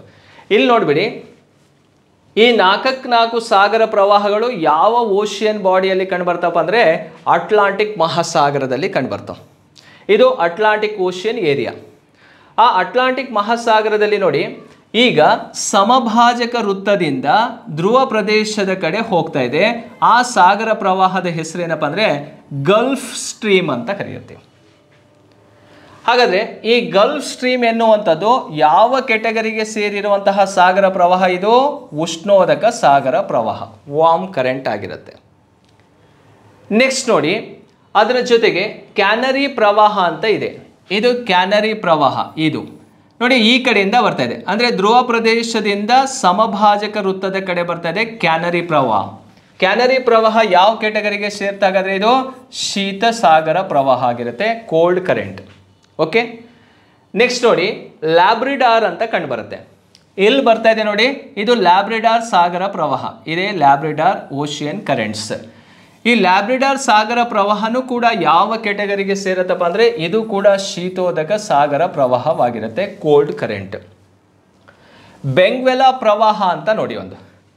ಈ ಬೆಂಗ್ವೆಲಾ ಪ್ರವಾಹ ಈ ಭಾಗದಲ್ಲಿ ಕಂಡು ಬರುತ್ತೆ ನೋಡಿ. ಈ ಕಡೆ ಈ ಭಾಗದಲ್ಲಿ, ಆಫ್ರಿಕಾ ಭಾಗದಲ್ಲಿ ಮೂವ್ಮೆಂಟ್ ಆಗ್ತಾ ಇರುವಂಥದ್ದು. ಈ ಬೆಂಗ್ವೆಲಾ ಸಾಗರ ಪ್ರವಾಹ ಇದೆಯಲ್ಲ, ಈ ರೀತಿಯಾಗಿ ಯಾವ ಕಡೆಯಿಂದ ಹೋಗ್ತಾ ಇದೆ ಇದು ನೋಡಿ, ಪೋಲಿಂದ ಹೋಗ್ತಾ ಇದೆ, ಈಕ್ವಿಟಾರ್ ಕಡೆ ಹೋಗ್ತಾ ಇದೆ. ಪೋಲಿಂದ ಈಕ್ವಿಟಾರ್ ಕಡೆ ಹೋದರೆ ಇದನ್ನು ಯಾವ ಕರೆಂಟ್ ಅಂತ ಕರಿತೀವಿ? ಕೋಲ್ಡ್ ಕರೆಂಟ್ ಅಂತ ಕರಿತೀವಿ. ಇದು ಕೂಡ ಶೀತೋದಕ ಸಾಗರ ಪ್ರವಾಹವಾಗಿರುತ್ತೆ. ಅರ್ಥ ಆಯ್ತಾ? ನೋಡಿ, ಈ ರೀತಿ ಸಾಗರ ಪ್ರವಾಹಗಳನ್ನು ನಾವಿಲ್ಲಿ ನೋಡ್ತಾ ಹೋಗಬೇಕಾಗತ್ತೆ. ಹಾಗಾದರೆ ಇದಕ್ಕೆ ಸರಿಯಾದಂಥ ಉತ್ತರ ಯಾವುದು ಅಂತ ಕೇಳಿದರೆ ಕ್ಯಾನರಿ ಕೋಲ್ಡ್ ಕರೆಂಟ್, ಮತ್ತು ಲ್ಯಾಬ್ರಿಡಾರು ಕೋಲ್ಡ್ ಕರೆಂಟ್, ಬೆಂಗ್ವೆಲಾನು ಕೂಡ ಕೋಲ್ಡ್ ಕರೆಂಟ್. ಸರಿಯಾದಂಥ ಉತ್ತರ ಯಾವುದಪ್ಪ ಅಂದರೆ ಗಲ್ಫ್ ಸ್ಟ್ರೀಮು. ಯಾವ ಕರೆಂಟ್ ಆಗಿರುತ್ತೆ? ಇದು ಬೆಚ್ಚನೆಯ ಸಾಗರ ಪ್ರವಾಹ. ಈ ಓಷಿಯನ್ ಕರೆಂಟ್ಸ್ ಬಗ್ಗೆ ನಾವು ಸ್ಟಡಿ ಮಾಡೋದಾದರೆ ಇಲ್ಲಿ ಪೆಸಿಫಿಕ್, ಇಂಡಿಯನ್ ಓಷಿಯನ್ ಮತ್ತು ಅಟ್ಲಾಂಟಿಕ್ ಓಷಿಯನಲ್ಲಿ ಮಾತ್ರ ಓಷಿಯನ್ ಕರೆಂಟ್ಸನ್ನು ನಾವು ನೋಡ್ತೀವಿ. ಅದರಲ್ಲೂ ಇಂಡಿಯನ್ ಓಷಿಯನಲ್ಲಿ, ಸದರ್ನ್ ಇಂಡಿಯನ್ ಓಷಿಯನಲ್ಲಿ ಓಷಿಯನ್ ಕರೆಂಟ್ಸ್ಗಳು ಕಂಡುಬರ್ತವೆ. ಪೆಸಿಫಿಕಲ್ಲಿ ನಾರ್ತ್ ಪೆಸಿಫಿಕ್ ಓಷಿಯನ್ ಕರೆಂಟ್ಸ್ ಅಂತ ಬರುತ್ತೆ, ಸೌತ್ ಪೆಸಿಫಿಕ್ ಓಷಿಯನ್ ಅಂತ ಕರೆಂಟ್ಸ್ ಅಂತ ಬರ್ತಾವೆ. ನಾರ್ತಲ್ಲೂ ಕೂಡ ಕೋಲ್ಡ್ ಕರೆಂಟ್ ಮತ್ತು ವಾರ್ಮ್ ಕರೆಂಟ್ ಕಂಡು ಬರುತ್ತೆ, ಸೌತಲ್ಲೂ ಕೋಲ್ಡ್ ಕರೆಂಟ್ ಮತ್ತು ವಾರ್ಮ್ ಕರೆಂಟ್ ಕಂಡು ಬರುತ್ತೆ. ಹಾಗೆ ಅಟ್ಲಾಂಟಿಕಲ್ಲೂ ಕೂಡ ನಾರ್ತ್ ಮತ್ತು ಸೌತ್ ಅಟ್ಲಾಂಟಿಕ್ ಓಷಿಯನ್ ಕರೆಂಟ್ ಅಂತ ಕರಿತೀವಿ. ಇಲ್ಲಿ ಬೆಂಗ್ವೆಲಾ ನೋಡಿ, South Atlantic Ocean current cold current ಕೆಟಗರಿಯಲ್ಲಿ ಕಂಡು ಬರುವಂಥದ್ದು. ಸೊ ನೋಡಿ, ಈ ರೀತಿ ಓಷಿಯನ್ ಕರೆಂಟ್ಸ್ ಬಗ್ಗೆ ಯಾವಾಗಲೂ ಕೂಡ ಕ್ವಶನ್ಸ್ಗಳು ರೈಸ್ ಆಗ್ತಾನೆ ಇರ್ತವೆ. ಅದಕ್ಕೆ ಸಂಬಂಧಪಟ್ಟಂತೆ ಒಂದು ಸಲ ಯಾವ್ಯಾವ ಓಷಿಯನ್ ಕರೆಂಟ್ಸ್ಗಳಿದ್ದಾವೆ ಮತ್ತು ಕೋಲ್ಡ್ ಕರೆಂಟ್ ಯಾವುದು, ವಾರ್ಮ್ ಕರೆಂಟ್ ಯಾವುದು ಅಂತ ಅರ್ಥ ಮಾಡಿಕೊಂಡ್ರೆ ಸಾಕಾಗತ್ತೆ. 8ನೇ ಪ್ರಶ್ನೆಗೆ ಸರಿಯಾದಂಥ ಉತ್ತರ ಯಾವುದಪ್ಪ ಅಂದರೆ 4 ಆಗಿರುತ್ತೆ. ಓಕೆ, ನೆಕ್ಸ್ಟ್ ಪ್ರಶ್ನೆಗೆ ಹೋಗೋಣ. ಈ ಕೆಳಗಿನವುಗಳಲ್ಲಿ ಯಾವುದು ವಾಯುಮಂಡಲದ ಅತ್ಯಂತ ಕೆಳಗಿನ ಪದರವಾಗಿದೆ? ಆಪ್ಷನ್ನಲ್ಲಿ ನೋಡಿ, ಸಮೋಷ್ಣಗೋಳ, ಮಧ್ಯಗೋಳ, ಪರಿವರ್ತನಗೋಳ, ಉಷ್ಣಗೋಳ ಅಂತ ಇದೆ. ಇದಕ್ಕೆ ಆನ್ಸರನ್ನು ನೋಡಿದಾಗ ಭೂಮಿಯ ಮೇಲ್ಮೈ ಅಂತ ತಗೊಳ್ಳೋಣ. ಇದು ಅರ್ತ್ ಸರ್ಫೇಸ್, ಭೂಮಿಯ ಮೇಲ್ಮೈ ಆಗಿರುತ್ತೆ. ಆ ಭೂಮಿಯ ಮೇಲ್ಮೈಯಿಂದ ಲೇಯರ್ಸನ್ನು ನೋಡಿದಾಗ ಒಟ್ಟು ಎಷ್ಟು ಪದರಗಳು ಕಂಡುಬರ್ತಾವೆ ಅಂದರೆ 5 ಪದರಗಳು ಕಂಡುಬರ್ತಾವೆ. ಆ 5 ಪದರಗಳು ಯಾವುದು? ಒಂದು ಟ್ರೋಪೋಸ್ಪಿಯರ್, ಇನ್ನೊಂದು ಸ್ಟ್ರಾಟೋಸ್ಪಿಯರ್, 3ನೇದು ಮೆಸೋಸ್ಪಿಯರ್, 4ನೇದು ಐನೋಸ್ಪಿಯರ್, ಲಾಸ್ಟ್ ಒನ್ನು ಎಕ್ಸೋಸ್ಪಿಯರ್ ಅಂತ ಕಂಡುಬರುತ್ತೆ. ಇದು ಪರಿವರ್ತನಾ ಮಂಡಲ. ನೆಕ್ಸ್ಟು ಸಮೋಷ್ಣ ಮಂಡಲ,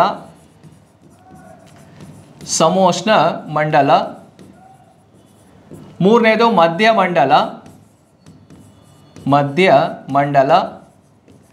4ನೇದು ನೋಡಿ ಆಯಾನು ಮಂಡಲ ಅಥವಾ ಇದನ್ನು ಉಷ್ಣತಾ ಮಂಡಲ ಅಂತ ಕರಿತೀವಿ. ಲಾಸ್ಟ್ ಒನ್ ಯಾವುದಪ್ಪ ಅಂದರೆ ಬಾಹ್ಯ ಮಂಡಲ ಅಂತ ಕಂಡುಬರುತ್ತೆ. ಟ್ರೋಪೋ, ಸ್ಟ್ರಾಟೋ, ಮೆಸೋ, ಐನೋ, ಎಕ್ಸೋಸ್ಪಿಯರ್ ಅಂತ ಕಂಡುಬರುತ್ತೆ. ಪ್ರಶ್ನೆ ಏನಿದೆ, ಕೆಳಗಿನವುಗಳಲ್ಲಿ ಯಾವುದು ವಾಯುಮಂಡಲ ಅತ್ಯಂತ ಕೆಳಗಿನ ಪದರವಾಗಿರುತ್ತೆ? ಕೆಳಗಿನ ಪದರ ಅಂದರೆ ಲೋಯರ್ ಲೇಯರ್ ಆಫ್ ಅಟ್ಮಾಸ್ಫಿಯರ್ ಅಂತ. ಯಾವುದಾಗಿದೆ ಹಾಗಾದರೆ ಇಲ್ಲಿ? ಪರಿವರ್ತನಾ ಮಂಡಲ ಅನ್ನುವಂಥದ್ದು, ಟ್ರೋಪೋಸ್ಪಿಯರ್ ಅನ್ನೋದು ಇದಕ್ಕೆ ಸರಿಯಾದಂಥ ಉತ್ತರವಾಗಿರುತ್ತೆ. ಎಷ್ಟನೇ ಪ್ರಶ್ನೆ ಅಂದರೆ 9ನೇ ಪ್ರಶ್ನೆಗೆ. ಇಲ್ಲಿ ಟ್ರೋಪೋಸ್ಪಿಯರ್ ಅಥವಾ ಪರಿವರ್ತನಾ ಗೋಳ ಎಲ್ಲಿದೆ ಅಂತ ಕೇಳಿದಾಗ 3ನೇ ಆಪ್ಷನಲ್ಲಿ ಕಂಡುಬರುತ್ತೆ. ಇದು ಸರಿಯಾಗಿರೋದು. ಹಾಗಾದರೆ ಸಮೋಷ್ಣ ಮಂಡಲ ಎನ್ನುವಂಥದ್ದು ಅಥವಾ ಸಮೋಷ್ಣ ಗೋಳ ಎನ್ನುವಂಥದ್ದು ಎಷ್ಟನೇ ಪೊಸಿಷನಲ್ಲಿ ಕಂಡುಬರುತ್ತೆ? 2nd ಪೊಸಿಷನಲ್ಲಿ ಇರುವಂಥದ್ದು. ಮಧ್ಯ ಮಂಡಲ ಅನ್ನುವಂಥದ್ದು 3rd ಪೊಸಿಷನಲ್ಲಿ ಕಂಡುಬರುತ್ತೆ. ಉಷ್ಣತಾ ಮಂಡಲ ಅನ್ನುವಂಥದ್ದು 4th ಪೊಸಿಷನಲ್ಲಿ ಕಂಡುಬರೋದು. ಎಕ್ಸೋಸ್ಪಿಯರ್ ಅನ್ನೋದು 5th ಪೊಸಿಷನಲ್ಲಿ ಕಂಡುಬರುತ್ತೆ. ಈ ಒಂದೊಂದು ಲೇಯರ್ ಇಂಪಾರ್ಟೆಂಟ್ ಏನಂದರೆ, ಈ ಪರಿವರ್ತನಾ ಮಂಡಲ ಇದೆಯಲ್ಲ, ಈ ಒಂದು ಪರಿವರ್ತನಾ ಮಂಡಲದ ಇಲ್ಲಿ ಜೆಟ್ ವಿಮಾನಗಳು ಹಾರಾಟ ಮಾಡ್ತಾವೆ. ಅಷ್ಟೇ ಅಲ್ಲದೆ ಇಲ್ಲಿ ಮೋಡ ನಿರ್ಮಾಣವಾಗುತ್ತೆ, ಗುಡುಗು, ಮಿಂಚು, ಸಿಡಿಲು ಸಹಿತ ಮಳೆ ಬರುವಂಥದ್ದು ಯಾವ ಲೇಯರಲ್ಲಿ ಅಂತ ಕೇಳಿದರೆ ಪರಿವರ್ತನಾ ಮಂಡಲದಲ್ಲಿ ನಾವು ನೋಡ್ಬೋದು. ಈ ಸಮೋಷ್ಣ ಮಂಡಲದ ಇಂಪಾರ್ಟೆಂಟ್ ಏನಪ್ಪ ಅಂದರೆ ಓಝೋನ್ ಲೇಯರ್ ಕೇಳಿದ್ರಲ್ಲ, O3 ಅಂತ ಕರಿತೀವಲ್ಲ, ಓಝೋನ್ ಲೇಯರ್. ಈ ಓಝೋನ್ ಪದರ ಯಾವ ಒಂದು ವಲಯದಲ್ಲಿ ಕಂಡುಬರುತ್ತೆ ಅಂದರೆ ಅದು ಸಮೋಷ್ಣ ಮಂಡಲದಲ್ಲಿ ಕಂಡುಬರುವಂಥದ್ದು. ನೆಕ್ಸ್ಟು ಮಧ್ಯ ಮಂಡಲ ಆರ್ ಮೆಸೋಸ್ಪಿಯರ್ ಇದೆಯಲ್ಲ, ಕೋಲ್ಡೆಸ್ಟ್ ಲೇಯರ್ ಇನ್ ಅಟ್ಮಾಸ್ಫಿಯರ್. ಅತಿ ಶೀತದಿಂದ ಕೂಡಿರುವಂತಹ ವಲಯ ಯಾವುದಪ್ಪ ಅಂದರೆ ಮೆಸೋಸ್ಪಿಯರ್. ನೆಕ್ಸ್ಟು ಐನೋಸ್ಪಿಯರ್ ಅಂತ ಇದೆಯಲ್ಲ, ಆಯಾನು ಮಂಡಲ ಅಂತ, ಇದನ್ನು ಉಷ್ಣತಾ ಮಂಡಲ ಅಂತ ಕರಿತೀವಿ. ರೇಡಿಯೋ ತರಂಗಗಳನ್ನು ಪ್ರತಿಫಲಿಸುವಂತಹ ವಲಯ ಯಾವುದಂದರೆ ಐನೋಸ್ಪಿಯರ್. ರೇಡಿಯೋ ವೇವ್ಸನ್ನು ರಿಫ್ಲೆಕ್ಟ್ ಮಾಡುವಂತಹ ಲೇಯರ್ ಯಾವುದಪ್ಪ ಅಂದರೆ ಐನೋಸ್ಪಿಯರ್ ಆಗಿರುತ್ತೆ. ಎಕ್ಸೋಸ್ಪಿಯರ್ ಅಂದರೆ ಔಟರ್ ಲೇಯರ್ ಆಫ್ ಅಟ್ಮಾಸ್ಫಿಯರ್ ಅಂತ ಕೇಳಿದರೆ ಎಕ್ಸೋಸ್ಪಿಯರ್. ಅಷ್ಟೇ ಅಲ್ಲದೆ ಈ ಎಕ್ಸೋಸ್ಪಿಯರ ಗರಿಷ್ಠ ಉಷ್ಣಾಂಶವನ್ನು ಹೊಂದಿರುವಂತಹ ಒಂದು ಲೇಯರು ಕೂಡ ಆಗಿರುತ್ತೆ. ಓಕೆ, ಇದು 9ನೇ ಪ್ರಶ್ನೆಗೆ 3 ಅನ್ನೋದು ಸರಿಯಾಗಿರುವಂಥದ್ದು. ನೆಕ್ಸ್ಟು 10ನೇ ಪ್ರಶ್ನೆಗೆ ಹೋಗೋಣ. ಸಾಗರದ ನೀರಿನ ತಳದಲ್ಲಿ ಮುಳುಗಿದ ಸಮತಟ್ಟಾದ ಮೇಲ್ಮೈ ಇರುವ ಜ್ವಾಲಾಮುಖಿಯ ಬೆಟ್ಟಗಳನ್ನು ಡ್ಯಾಶ್ ಎಂದು ಕರೆಯಲಾಗುತ್ತೆ. ನೋಡಿ, ಸಮುದ್ರ ತಳದ ಬೆಟ್ಟಗಳು ಅಂತ ಕರೀತಾರೋ, ಸಾಗರದ ಕಂದರಗಳು ಅಂತ ಕರೀತಾರೆ, ಸಮುದ್ರ ಪರ್ವತಗಳು ಅಂತ ಕರೀತಾರೆ, ಗಯೋಡ್ಸ್ ಅಂತ ಕರೀತಾರೆ. ಅಂದರೆ ಇದಕ್ಕೆ ಸರಿಯಾದಂಥ ಉತ್ತರ ಯಾವುದಪ್ಪ ಅಂದರೆ ಗಯೋಡ್ಸ್ ಅಂತ. ಓಷಿಯನ್ ವಾಟರಲ್ಲೂ ಕೂಡ ಅಥವಾ ಓಷಿಯನಲ್ಲೂ ಕೂಡ ಏನು ನಡೀತಾ ಇರುತ್ತಪ್ಪ ಅಂದರೆ ಈ ವಾಲ್ಕೆನೋಸ್ ಎರಪ್ಷನ್ ಆಗ್ತಾ ಇರುತ್ತೆ, ಜ್ವಾಲಾಮುಖಿ ಸ್ಫೋಟ ಆಗುತ್ತೆ. ಸ್ಫೋಟ ಆದಾಗ ಆ ಜ್ವಾಲಾಮುಖಿ ಹರಡಿಕೊಂಡು ಸ್ವಲ್ಪ ಎತ್ತರವಾದಂತಹ ಬೆಟ್ಟ ನಿರ್ಮಾಣವಾಗಿ ಸಮತಟ್ಟಾಗಿರುತ್ತೆ. ಅದನ್ನು ಏನಂತ ಕರಿತೀವಪ್ಪ ಅಂದರೆ ಗಯೋಡ್ಸ್ ಅಂತ ಕರಿತೀವಿ. ಅದರ ಸ್ಟ್ರಕ್ಚರ್ ನೋಡಿ ಹೇಗಿರುತ್ತೆ ಗಯೋಡ್ಸ್ ಅನ್ನೋದು. ಇದು ಗಯೋಡ್ಸ್. ವಾಲ್ಕೆನೋಸ್ ಎರಪ್ಷನ್ ಆಗುತ್ತೆ. ಆ ಎರಪ್ಷನಿಂದ ಎತ್ತರವಾದಂತಹ ಒಂದು ಸಮತಟ್ಟಾದಂತಹ ಒಂದು ಭೂಭಾಗ ನಿರ್ಮಾಣವಾಗುತ್ತೆ. ಅಂತಹ ಭೂಭಾಗವನ್ನು ಏನಂತ ಕರೆಯೋದು ಗಯೋಡ್ಸ್ ಅಂತ. ಅತಿ ಎತ್ತರವಾಗಿರುವಂತಹ ಪರ್ವತಗಳು ಕೂಡ ಈ ಒಂದು ಸಾಗರ ತಳದಲ್ಲಿ ಕಂಡುಬರುವಂತಹ ಭೂಸ್ವರೂಪಗಳಾಗಿರ್ತವೆ. ರೈಟ್. ನೋಡಿ, ಈ ಸಾಗರ ತಳದ ಭೂಸ್ವರೂಪ ಅಂದರೆ 4 ಭಾಗಗಳನ್ನು ಡಿವೈಡ್ ಮಾಡ್ಕೊಳ್ತೀವಿ. ಹೇಗಂದರೆ ಈಗ ಇಲ್ಲಿ ಸರ್ಫೇಸಿಂದ ಸ್ಟಾರ್ಟ್ ಆದಾಗ ಫಸ್ಟ್ ಲೇಯರ್ ಅಂತ ಬರುತ್ತೆ. ಒಂದನೇದು ಯಾವುದಪ್ಪ ಅಂದರೆ ಇದು ಕಾಂಟಿನೆಂಟಲ್ ಸೆಲ್ಫ್ ಅಂತ ಕರಿತೀವಿ, ಖಂಡಾವರಣ ಪ್ರದೇಶ ಅಂತ. ನೆಕ್ಸ್ಟು ಒಂದೇ ಸಲ ಇಳಿಜಾರು ಕಂಡು ಬರುತ್ತೆ, ಕಾಂಟಿನೆಂಟಲ್ ಸ್ಲೋಪ್ ಅಂತ ಕರಿತೀವಿ. ನೆಕ್ಸ್ಟು ಸಾಗರ ತಳದ ಮೈದಾನ ಅಂತ ಕರುತ್ತೆ, ಸಾಗರದ ತಗ್ಗು ಅಂತ ಕರುತ್ತೆ. Ocean deep, ocean plain, next ocean slope, continental ಏನಂತ ಕರಿತೀವಿ ಸ್ಲೋಪ್ ಅಂತಲೂ ಕೂಡ ಕರಿತೀವಿ.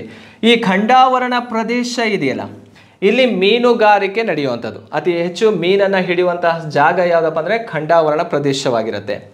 ಖಂಡಾವರಣ ಇಳಿಜಾರು ಕೆಸರಿನಿಂದ ಕೂಡಿರುವಂಥ ಭಾಗವಾಗಿರುತ್ತೆ. ಇಲ್ಲಿ ಪರ್ವತ ಬೆಟ್ಟಗಳು ಏನು ಕಂಡುಬರ್ತವೆ, ಗಯೋಡ್ಸ್ಗಳು ಕಂಡುಬರ್ತವೆ. ಈ ತಗ್ಗಿನ ಭಾಗ ಏನಿದೆಯಲ್ಲ, ಪ್ರಪಂಚದಲ್ಲೇ ಆಳವಾದಂತಹ ಸಾಗರದ ತಗ್ಗು ಯಾವುದಂತ ಕೇಳಿದರೆ ಚಾಲೆಂಜರ್ ಡೀಪ್, ಮರಿಯಾನಾ ಟ್ರಂಚಲ್ಲಿ ಇರುವಂಥದ್ದು, ಅದು ಕೇಳಿದಿರಿ. ಸೊ ಈ ಒಂದು ಸ್ಟ್ರಕ್ಚರಲ್ಲೇ ಕಂಡುಬರುವಂಥದ್ದು. ಹಾಗಾದರೆ ಕೇಳಿರುವಂತಹ 10ನೇ ಪ್ರಶ್ನೆಗೆ ಸರಿಯಾದಂಥ ಉತ್ತರ ಯಾವುದಪ್ಪ ಅಂದರೆ ಗಯೋಡ್ಸ್ಗಳು, ಡಿ ರೈಟ್ ಆನ್ಸರ್ ಆಗಿರುತ್ತೆ. ಓಕೆ, 4ನೇದು. 11ನೇ ಪ್ರಶ್ನೆಗೆ ಹೋಗೋಣ. ಈ ಕೆಳಗಿನ ಸ್ಥಳೀಯ ಮಾರುತಗಳಲ್ಲಿ ಯಾವುದು ಸಹರಾ ಮರುಭೂಮಿಯಲ್ಲಿ ಬೀಸುತ್ತದೆ? ಇಲ್ಲಿ 4 ಪ್ರಮುಖವಾದಂತಹ ಒಂದು ಸ್ಥಳೀಯ ಮಾರುತಗಳನ್ನು ಕೊಟ್ಟಿದ್ದಾನೆ. ನೋಡಿ, ಭಾರತದಲ್ಲಿ ಲೂ ಅಂತ ಬರುತ್ತೆ, ಆಂಥಿಸ್ ಅಂತ ಬರುತ್ತೆ, ಕಾಫಿ ಹೂಮಳೆ ಅಂತಲೂ ಕೂಡ ಕರಿತೀವಿ. ಇವೆಲ್ಲ ಲೋಕಲ್ ವಿಂಡ್ಸ್ಗಳು ಕರ್ನಾಟಕ ಮತ್ತು ಇಂಡಿಯಾದಲ್ಲಿ ಕಂಡುಬರುವಂಥದ್ದು. ನೋಡಿ, ಈ ಸ್ಥಳೀಯ ಮಾರುತಗಳಲ್ಲಿ ಸಹರಾ ಡೆಸರ್ಟಲ್ಲಿ ಕಂಡುಬರುವಂಥ ಮಾರುತ ಯಾವುದು? ಚಿನೂಕ್ ಅಂತ ಇದೆ. ಇದು ಈ ಚಿನೂಕ್ ಅನ್ನುವಂಥದ್ದು ಎಲ್ಲಿ ಕಂಡು ಬರುತ್ತಪ್ಪ ಅಂದರೆ USA ಅಮೇರಿಕಾದಲ್ಲಿ ಕಂಡುಬರುವಂಥದ್ದು. ಅದರಲ್ಲೂ ರಾಕಿ ಪರ್ವತದ ಭಾಗದಲ್ಲಿ ಕಂಡುಬರುವಂತಹ ಒಂದು ಸ್ಥಳೀಯ ಮಾರುತವನ್ನು ಚಿನೂಕ್ ಅಂತ ಕರೀತಾರೆ. ಇದನ್ನು ಹಿಮಭಕ್ಷಕ ಅಂತಲೂ ಕೂಡ ಕರೀತಾರೆ. ಇದು ಉಷ್ಣ ಮಾರುತವಾಗಿರುತ್ತೆ. ಆ ಒಂದು ರಾಕಿ ಪರ್ವತದ ಮೇಲಿರುವಂತಹ ಹಿಮವನ್ನು ಕರಗಿಸಿ ಅದನ್ನು ಹರಿಯುವಂತೆ ಮಾಡುತ್ತೆ. ಆದ್ದರಿಂದ ಅದನ್ನು ಹಿಮಭಕ್ಷಕ ಅಥವಾ ಚಿನೂಕ್ ಅಂತಲೂ ಕೂಡ ಕರಿತೀವಿ. ಈ ಫೋನ್ನ ಅಂತ ಇದೆಯಲ್ಲ, ಇದು ಆಲ್ಫಸ್ ಪರ್ವತದಲ್ಲಿ ಕಂಡುಬರೋದು, ಆಲ್ಫೈನ್ ಪರ್ವತದಲ್ಲಿ ಕಂಡುಬರುತ್ತೆ. ಸೊ ಈ ಒಂದು ಪರ್ವತದಲ್ಲಿ ಬೀಸುವಂತಹ ಒಂದು ಮಾರುತವನ್ನು ಏನಂತ ಕರಿತೀವಿ ನಾವು? ಫೋಹನ್ನ ಅಂತ ಕರಿತೀವಿ. ಕಾಂಟಿನೆಂಟ್ ಅಂತ ಕೇಳಿದರೆ ಯುರೋಪ್ ಖಂಡದಲ್ಲಿ ಕಂಡುಬರುತ್ತಿದ್ದು, ಯುರೋಪಲ್ಲಿ ಬೀಸುವಂತಹ ಸ್ಥಳೀಯ ಮಾರುತ. ನೆಕ್ಸ್ಟ್ ನೋಡಿ, ಬೋರಾ ಎನ್ನುವಂತಹ ಒಂದು ಮಾರುತ ಕಂಡುಬರುತ್ತೆ. ಈ ಬೋರಾ ಯುಗೋಸ್ಲೋವಿಯಾದಲ್ಲಿ ಕಂಡುಬರುವಂಥದ್ದು. ಎಲ್ಲಿದೆ ಅದು? ಯುಗೋಸ್ಲೋವಿಯಾದಲ್ಲಿ ಕಂಡುಬರುತ್ತೆ. ನೆಕ್ಸ್ಟು ಹಾರ್ಮ್ಟನ್ ಇದೆಯಲ್ಲ, ಇದು ಇದಕ್ಕೆ ಸರಿಯಾದಂಥ ಉತ್ತರ. ಹಾರ್ಮ್ಟನ್ ಎಲ್ಲಿ ಕಂಡುಬರುತ್ತೆ ಅಂದರೆ ಸಹರಾ ಮರುಭೂಮಿಯಲ್ಲಿ ಬೀಸುವಂತಹ ಒಂದು ಸ್ಥಳೀಯ ಮಾರುತವಾಗಿರುತ್ತೆ. ಈ ಹಾರ್ಮ್ಟನ್ನನ್ನು ಡಾಕ್ಟರ್ ಅಂತಲೂ ಕೂಡ ಕರೀತಾರೆ. ಡಾಕ್ಟರ್ ಅಂತಲೂ ಕೂಡ ಟೈಟಲ್ ಯಾವುದಕ್ಕೆ ಕೊಡ್ತೀವಿ ಅಂದರೆ ಹಾರ್ಮ್ಟನ್ನಿಗೆ ಕೊಡುವಂಥದ್ದು. ಎಲ್ಲಿ ಅಂತ ಕೇಳಿದರೆ ಸಹರಾ ಡೆಸರ್ಟ್ ಭಾಗದಲ್ಲಿ ಬೀಸುವಂತಹ ಒಂದು ಸ್ಥಳೀಯ ಮಾರುತವಾಗಿರುತ್ತೆ. 11ನೇ ಪ್ರಶ್ನೆಗೆ 4ನೇದು ಇಲ್ಲಿ ಸರಿಯಾಗಿರುತ್ತೆ. ನೆಕ್ಸ್ಟು 12ನೇ ಪ್ರಶ್ನೆಗೆ ಹೋಗೋಣ. ಈ ಕೆಳಕಂಡ ಜೋಡಿಗಳಲ್ಲಿ ಯಾವುದು ಸರಿಯಾಗಿ ಹೊಂದಾಣಿಕೆಯಾಗುತ್ತದೆ? ಯಾವುದು ಸರಿಯಾಗಿದೆ ಅನ್ನೋದ್ರ ಬಗ್ಗೆ ನೋಡೋದಾದರೆ, ಸೆಟ್ಟೆಹಳ್ಳಿ ವನ್ಯಜೀವಿ ಅಭಯಾರಣ್ಯ ಯಾವ ಜಿಲ್ಲೆಯಲ್ಲಿದೆ ಅಂದರೆ ಶಿವಮೊಗ್ಗ ಜಿಲ್ಲೆಯಲ್ಲಿದೆ. ಇದು ಸರಿ. ಸೆಟ್ಟೆಹಳ್ಳಿ ಇರೋದು ಶಿವಮೊಗ್ಗ ಜಿಲ್ಲೆಯಲ್ಲಿ. ಕಾಮಸಂದ್ರ ವನ್ಯಜೀವಿ ಅಭಯಾರಣ್ಯ ಕೋಲಾರದಲ್ಲಿದೆ ಅಂತ ಕೇಳಿರುವಂಥದ್ದು. ಕಾಮಸಂದ್ರ ಎನ್ನುವಂಥದ್ದು ಎಲ್ಲಿ ಕಂಡುಬರುತ್ತಂದರೆ ಇದು ಕೂಡ ಕೋಲಾರ ಜಿಲ್ಲೆಯಲ್ಲಿರುವಂತಹ ಒಂದು ವೈಲ್ಡ್ ಲೈಫ್ ಸೆಂಚುರಿ ಆಗಿರುತ್ತೆ. ನೆಕ್ಸ್ಟ್ ನೋಡಿ, ಕಪ್ಪತಗುಡ್ಡ ವನ್ಯಜೀವಿ ಅಭಯಾರಣ್ಯ ಎನ್ನುವಂಥದ್ದು ಬಳ್ಳಾರಿ ಜಿಲ್ಲೆಯಲ್ಲಿ ಕಂಡುಬರುತ್ತೆ. ಇದು ತಪ್ಪು. ಕಪ್ಪತಗುಡ್ಡ ಇರೋದು ಯಾವ ಜಿಲ್ಲೆಯಲ್ಲಿ? ಗದಗ ಜಿಲ್ಲೆಯಲ್ಲಿ ಕಂಡುಬರುತ್ತೆ ಕಪ್ಪತಗುಡ್ಡ. ಈ ಕಪ್ಪತ್ತ ಗುಡ್ಡವನ್ನು ಉತ್ತರ ಕರ್ನಾಟಕದ ಸಹ್ಯಾದ್ರಿ ಅಂತಾನೂ ಕೂಡ ಕರೀತಾರೆ. ಸಹ್ಯಾದ್ರಿ ಆಫ್ ನಾರ್ತ್ ಕರ್ನಾಟಕ ಅಂತ ಕರೆದ್ರೆ ಕಪ್ಪತ್ತ ಗುಡ್ಡ. ಈ ಕಪ್ಪತ್ತ ಗುಡ್ಡದಲ್ಲಿ ಗೋಲ್ಡ್ ಕೂಡ ಸಿಗತ್ತೆ. ಅಂದರೆ ಚಿನ್ನದ ಒಂದು ಗಣಿ ಪ್ರದೇಶ ಎಲ್ಲಿ ಕಂಡುಬರುತ್ತೆ ಅಂತ ಕೇಳಿದಾಗ ಕಪ್ಪತ್ತ ಗುಡ್ಡದಲ್ಲಿ ಗದಗ ಜಿಲ್ಲೆಯಲ್ಲಿ ಕಂಡುಬರುತ್ತೆ. ನೆಕ್ಸ್ಟ್ ನೋಡಿ, ಜೋಗಿಮಟ್ಟಿ ಅಂತ ಇದೆ. ಆ ಜೋಗಿಮಟ್ಟಿ ಅಭಯಾರಣ್ಯ ಇರುವಂಥದ್ದು ಗದಗ ಜಿಲ್ಲೆಯಲ್ಲಿ ಅಂತ ಕೇಳಿದರೆ ಗದಗ ಜಿಲ್ಲೆಯಲ್ಲಿಲ್ಲ, ಅದಿರುವಂಥದ್ದು ಚಿತ್ರದುರ್ಗ ಜಿಲ್ಲೆ. ಎಲ್ಲಿದೆ ಇದು? ಚಿತ್ರದುರ್ಗ ಜಿಲ್ಲೆಯಲ್ಲಿ ಕಂಡುಬರುತ್ತೆ ಜೋಗಿಮಟ್ಟಿ ವನ್ಯಜೀವಿ ಅಭಯಾರಣ್ಯ ಅಂಥೇಳಿ. ಹಾಗಾದರೆ ಇಲ್ಲಿ 12ನೇ ಪ್ರಶ್ನೆಗೆ ಸರಿಯಾದಂತಹ ಉತ್ತರಗಳು ಯಾವುದು ಅಂತ ಕೇಳಿದರೆ ಎ ಮತ್ತು ಬಿ ಎರಡು ಸರಿಯಾಗಿದೆ. ಎ ಮತ್ತು ಬಿ ಮಾತ್ರ ಇಲ್ಲಿ ಸರಿಯಾಗಿರೋದನ್ನು ನೋಡ್ತೀವಿ. ಹಾಗಾದರೆ 1ನೇ ಆಪ್ಷನ್ ಇದಕ್ಕೆ ರೈಟ್ ಆನ್ಸರ್ ಆಗಿರುತ್ತೆ. ಯಾವುದು? ಸೆಟ್ಟೆಹಳ್ಳಿ ಶಿವಮೊಗ್ಗ ಜಿಲ್ಲೆಯಲ್ಲಿದೆ. ನೆಕ್ಸ್ಟು ಕಾಮಸಂದ್ರ ಎನ್ನುವಂಥದ್ದು ಕೋಲಾರ ಜಿಲ್ಲೆಯಲ್ಲಿ ಕಂಡುಬರುವಂಥದ್ದು. ಕಪ್ಪತ್ತ ಗುಡ್ಡ ಮತ್ತು ಜೋಗಿಮಟ್ಟಿ ಎರಡು ಕೂಡ ಮಿಸ್ ಮ್ಯಾಚ್ ಆಗಿದ್ದಾವೆ. ಹಾಗಾಗಿ ಎ ಮತ್ತು ಬಿ ಎರಡು ಮಾತ್ರ ಇಲ್ಲಿ ಸರಿಯಾಗಿರೋದನ್ನು ನೋಡ್ತೀವಿ 12ನೇ ಪ್ರಶ್ನೆಗೆ. ಓಕೆ, ನೆಕ್ಸ್ಟ್ ಹೋಗೋಣ. ಮಾಂಜ್ರಾ ಮತ್ತು ಕಾರಂಜಾ ನದಿಗಳು ಈ ಕೆಳಕಂಡ ಯಾವ ಮಾದರಿಯ ನದಿ ಕಾಲುವೆ ಆಗಿವೆ ಅಥವಾ ಡ್ರೈನೇಜ್ ವ್ಯವಸ್ಥೆಯನ್ನು ರೂಪಿಸುತ್ತವೆ ಅಂತ ಇದೆ. ಇಲ್ಲಿ ವೃಕ್ಷಾಕಾರ ಮಾದರಿ ಅಂತ ಇದೆ, ಸಮಾನಾಂತರ ನದಿ ವ್ಯವಸ್ಥೆ ಇದೆ, ಅಬ್ಸಿಕ್ವೆಂಟ್ ಡ್ರೈನೇಜ್ ವ್ಯವಸ್ಥೆ ಅಂತ ಇದೆ, ವೃತ್ತಾಕಾರ ನದಿ ವ್ಯವಸ್ಥೆ ಅಂತಲೂ ಕೂಡ ಇದೆ. ಈಗ ಇದಕ್ಕೆ ಕ್ಲಿಯರ್ ಆಗಿರುವಂಥ ಆನ್ಸರ್ ಬೇಕಂದರೆ ಇಲ್ಲಿ ಒಂದೊಂದನ್ನೇ ಇಲ್ಲಿ ಫೈನಲ್ ಮಾಡ್ತಾ ಹೋಗೋಣ. ವೃಕ್ಷಾಕಾರ ಮಾದರಿ ಅಂದರೆ ಏನು? ವೃಕ್ಷ ಅಂದರೆ ಮರ.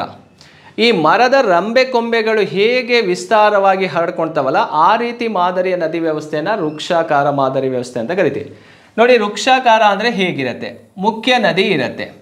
ಆ ಮುಖ್ಯ ನದಿಗೆ ಉಪನದಿಗಳು ಬಂದು ಸೇರ್ಕೊಳ್ತಾವೆ, ಟ್ರಿಬ್ಯೂಟರೀಸ್ ಬಂದು ಜಾಯ್ನ್ ಆಗ್ತಾವೆ. ಈ ರೀತಿ ಆ ಟ್ರಿಬ್ಯೂಟರೀಸ್ ಜಾಯ್ನ್ ಆಗ್ತವೆ. ಆ ಟ್ರಿಬ್ಯೂಟರಿಗೆ ಮತ್ತೆ ಸಬ್ ಟ್ರಿಬ್ಯೂಟರೀಸ್ಗಳು ಬಂದು ಜಾಯ್ನ್ ಆಗ್ತಾ ಇರ್ತವೆ, ಮತ್ತೆ ಉಪನದಿಗಳು ಬಂದು ಈ ರೀತಿ ಸೇರ್ಕೊಳ್ತಾ ಇರ್ತವೆ. ಸೊ ಇಂತಹ ಒಂದು ನದಿ ವ್ಯವಸ್ಥೆಯನ್ನು ನಾವು ಏನಂತ ಕರಿತೀವಿ ಅಂದರೆ ವೃಕ್ಷಾಕಾರ ನದಿ ವ್ಯವಸ್ಥೆ ಅಂತ ಕರಿತೀವಿ. ಮೈನ್ ರಿವರ್ ಇರುತ್ತೆ, ಟ್ರಿಬ್ಯೂಟರಿ ಇರುತ್ತೆ, ಸಬ್ ಟ್ರಿಬ್ಯೂಟರಿಗಳನ್ನು ಒಳಗೊಂಡಿರೋದೇ ಯಾವ ಮಾದರಿ ಅಂತ ಕೇಳಿದರೆ ವೃಕ್ಷಾಕಾರ ಮಾದರಿ ವ್ಯವಸ್ಥೆ ಆಗಿರುತ್ತೆ. ನೆಕ್ಸ್ಟ್ ನೋಡಿ, ಮತ್ತೊಂದು ಮಾದರಿಯನ್ನು ಇಲ್ಲಿ ಕೊಟ್ಟಿದ್ದಾರೆ. ಅದು ಯಾವುದು ಅಂತ ನೋಡೋದಾದರೆ ಸಮಾನಾಂತರ ನದಿ ವ್ಯವಸ್ಥೆ ಅಂತ ಇರುತ್ತೆ. ನೋಡಿ, ಭಾರತದಲ್ಲಿ ಈ ಪಶ್ಚಿಮಕ್ಕೆ ಹರಿಯುವಂಥ ನದಿಗಳಿದಾವೆ. ವೆಸ್ಟ್ ಫ್ಲೋಯಿಂಗ್ ರಿವರ್ ವೆಸ್ಟರ್ನ್ ಘಾಟ್ಸಲ್ಲಿ ಉಗಮವಾಗುತ್ತೆ, ಪಶ್ಚಿಮ ದಿಕ್ಕಿಗೆ ಹರಿತವೆ. ಒಂದಕ್ಕೂ ಮತ್ತೊಂದಕ್ಕೂ ಸಮಾನಾಂತರವಾಗಿ ಹರಿಯುವಂತಹ ಒಂದು ನದಿಯಾಗಿರುತ್ತೆ. ಇದನ್ನು ಸಮಾನಾಂತರ ನದಿ ವ್ಯವಸ್ಥೆ ಅಂತ ಕರಿತೀವಿ. ಇಂಡಿಯಾದಲ್ಲಿ ವೆಸ್ಟ್ ಫ್ಲೋಯಿಂಗ್ ರಿವರಿಗೆ ಕೊಡುವಂಥ ಟೈಟಲ್.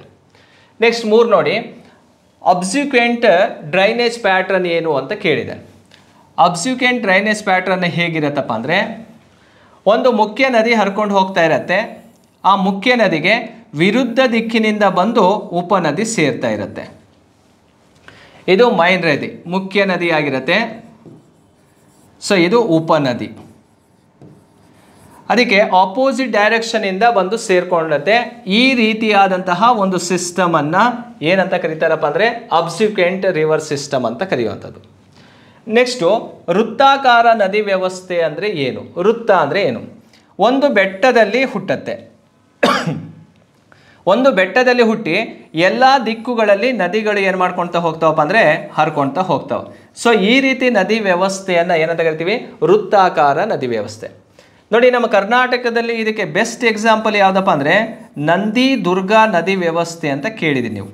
ಆ ನಂದಿ ದುರ್ಗಾ ನದಿ ವ್ಯವಸ್ಥೆ ಯಾವುದಕ್ಕೆ ಉದಾಹರಣೆ ಅಂದರೆ ವೃತ್ತಾಕಾರ ನದಿ ವ್ಯವಸ್ಥೆಗೆ ಉದಾಹರಣೆ ಆಗಿರುತ್ತೆ.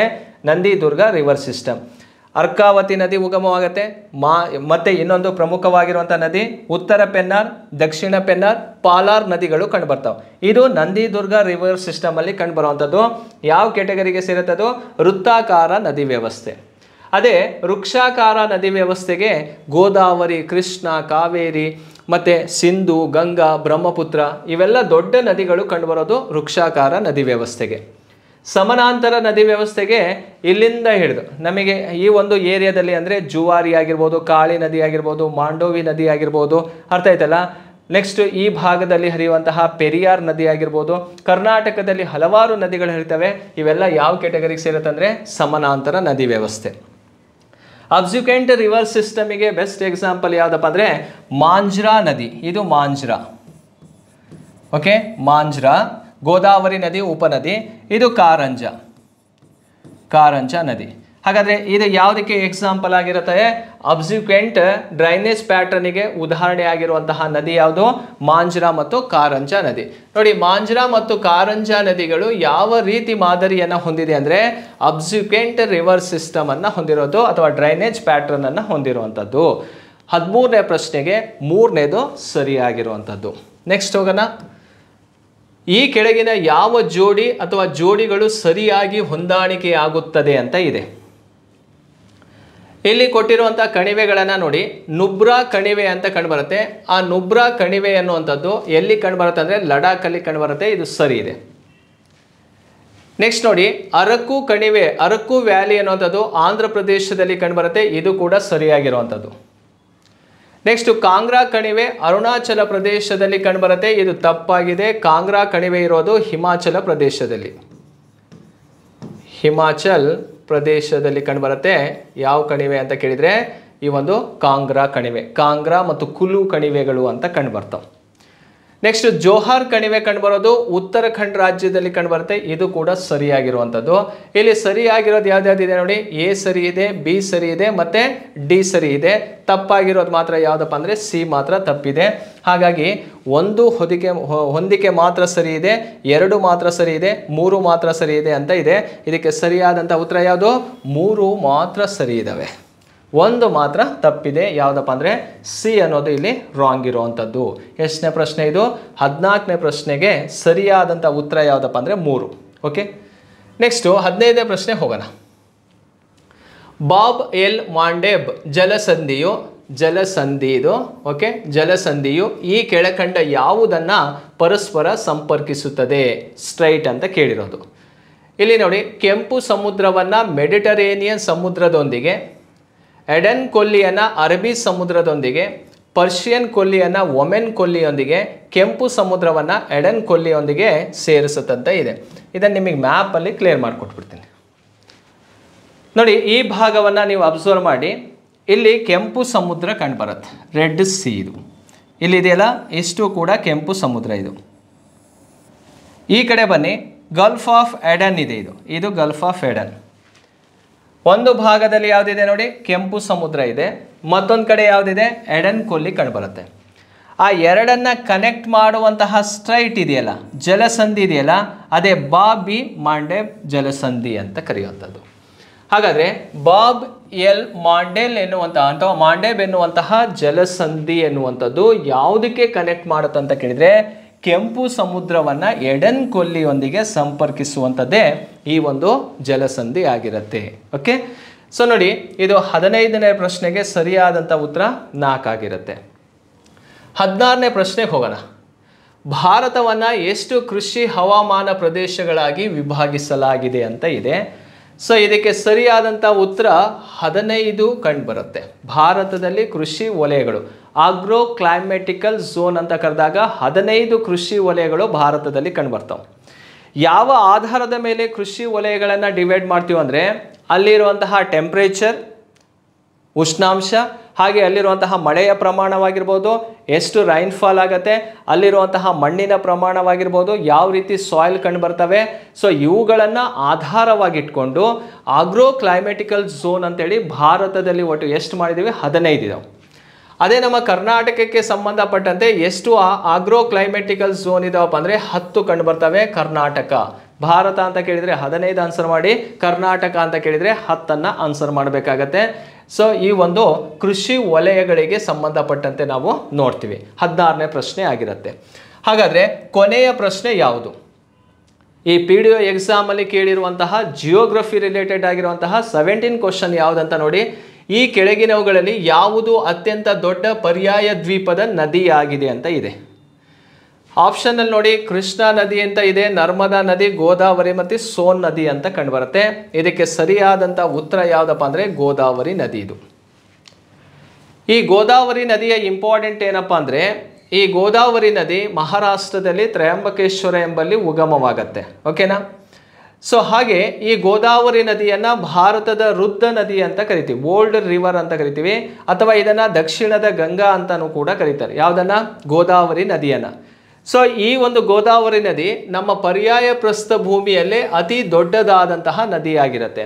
ಭಾರತದಲ್ಲಿ ಗಂಗಾ, ಬ್ರಹ್ಮಪುತ್ರ ಮತ್ತು ಸಿಂಧೂ ನದಿ ಬಿಟ್ಟರೆ ಗೋದಾವರಿ ನದಿನೇ ಅತಿ ದೊಡ್ಡ ನದಿಯಾಗಿರುತ್ತೆ. ಸೊ ಇದು ಗೋದಾವರಿ ನದಿಯ ಬಗ್ಗೆ ನಮಗೆ ಬೇಸಿಕ್ ನಾಲೆಡ್ಜು ಗೊತ್ತಿರಬೇಕಾಗತ್ತೆ. ಇನ್ನೇನು ಕೃಷ್ಣಾ ನದಿಯ ಬಗ್ಗೆ ಆಲ್ರೆಡಿ ಪ್ರಶ್ನೆ ರೈಸ್ ಆಗಿತ್ತು, ಇದೇ ಎಕ್ಸಾಮಲ್ಲಿ ಹಿಂದಿನ ಸ್ಲೈಡಲ್ಲಿ ಅದರ ಬಗ್ಗೆ ಎಕ್ಸ್ಪ್ಲೇನ್ ಕೊಟ್ಟಿದೆ. ನರ್ಮದಾ ನದಿ ಏನಪ್ಪ ಅಂದರೆ ಇದು ವೆಸ್ಟ್ ಫ್ಲೋಯಿಂಗ್ ರಿವರ್. ಇದು ಭಾರತದಲ್ಲಿ ಪಶ್ಚಿಮಕ್ಕೆ ಹರಿಯುವಂತಹ ಅತಿ ಉದ್ದ ನದಿ ಯಾವುದಪ್ಪ ಅಂದರೆ ನರ್ಮದಾ ನದಿ. ಓಕೆ, ಸೋನ್ ನದಿ ಇದೆಯಲ್ಲ, ಇದು ಗಂಗಾ ನದಿಯ ಪ್ರಮುಖ ಉಪನದಿಯಾಗಿರುತ್ತೆ. ಇವೆಲ್ಲ ಮೈನ್ ರಿವರ್ ಆದರೆ ಸೋನ್ ಮಾತ್ರ ಟ್ರಿಬ್ಯೂಟರಿ. ಯಾವ ನದಿಯ ಟ್ರಿಬ್ಯೂಟರಿ ಇದು? ಗಂಗಾ ನದಿಯ ಉಪನದಿ ಸೋನ್ ನದಿ ಆಗಿರುತ್ತೆ. ಓಕೆ, ಇದು 17ನೇ ಪ್ರಶ್ನೆಗೆ ಸರಿ ಉತ್ತರ ಯಾವುದಪ್ಪ ಅಂದರೆ 3ನೇದು ಸರಿಯಾಗಿರುತ್ತೆ. ಸ್ನೇಹಿತರೆ, ಏನು 2024ರ PDO ಎಕ್ಸಾಮಲ್ಲಿ ಕೇಳಿರುವಂತಹ ಈ 17 ಪ್ರಶ್ನೆಗಳು ಜಿಯೋಗ್ರಫಿ ರಿಲೇಟೆಡ್ ಆಗಿರುತ್ತೆ.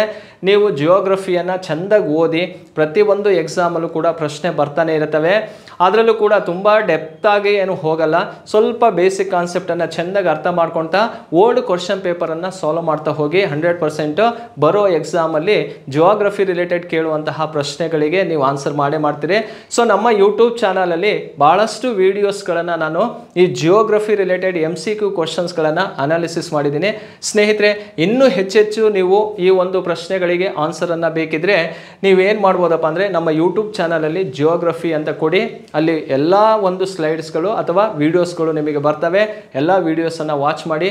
ಸೊ ಈ ಒಂದು ವಿಡಿಯೋ ನಿಮಗೆ ಇಷ್ಟವಾದರೆ ಲೈಕ್ ಮಾಡಿ, ಹಾಗೆ ಕಾಮೆಂಟ್ ಮಾಡಿ, ನಿಮ್ಮ ಫ್ರೆಂಡ್ಸಿಗೂ ಕೂಡ ಶೇರ್ ಮಾಡಿರಿ ಅಂತ ಹೇಳ್ತಾ ಇವತ್ತಿನ ಈ ಒಂದು ಕಾನ್ಸೆಪ್ಟನ್ನು ಮುಗಿಸ್ತೀನಿ. Thank you.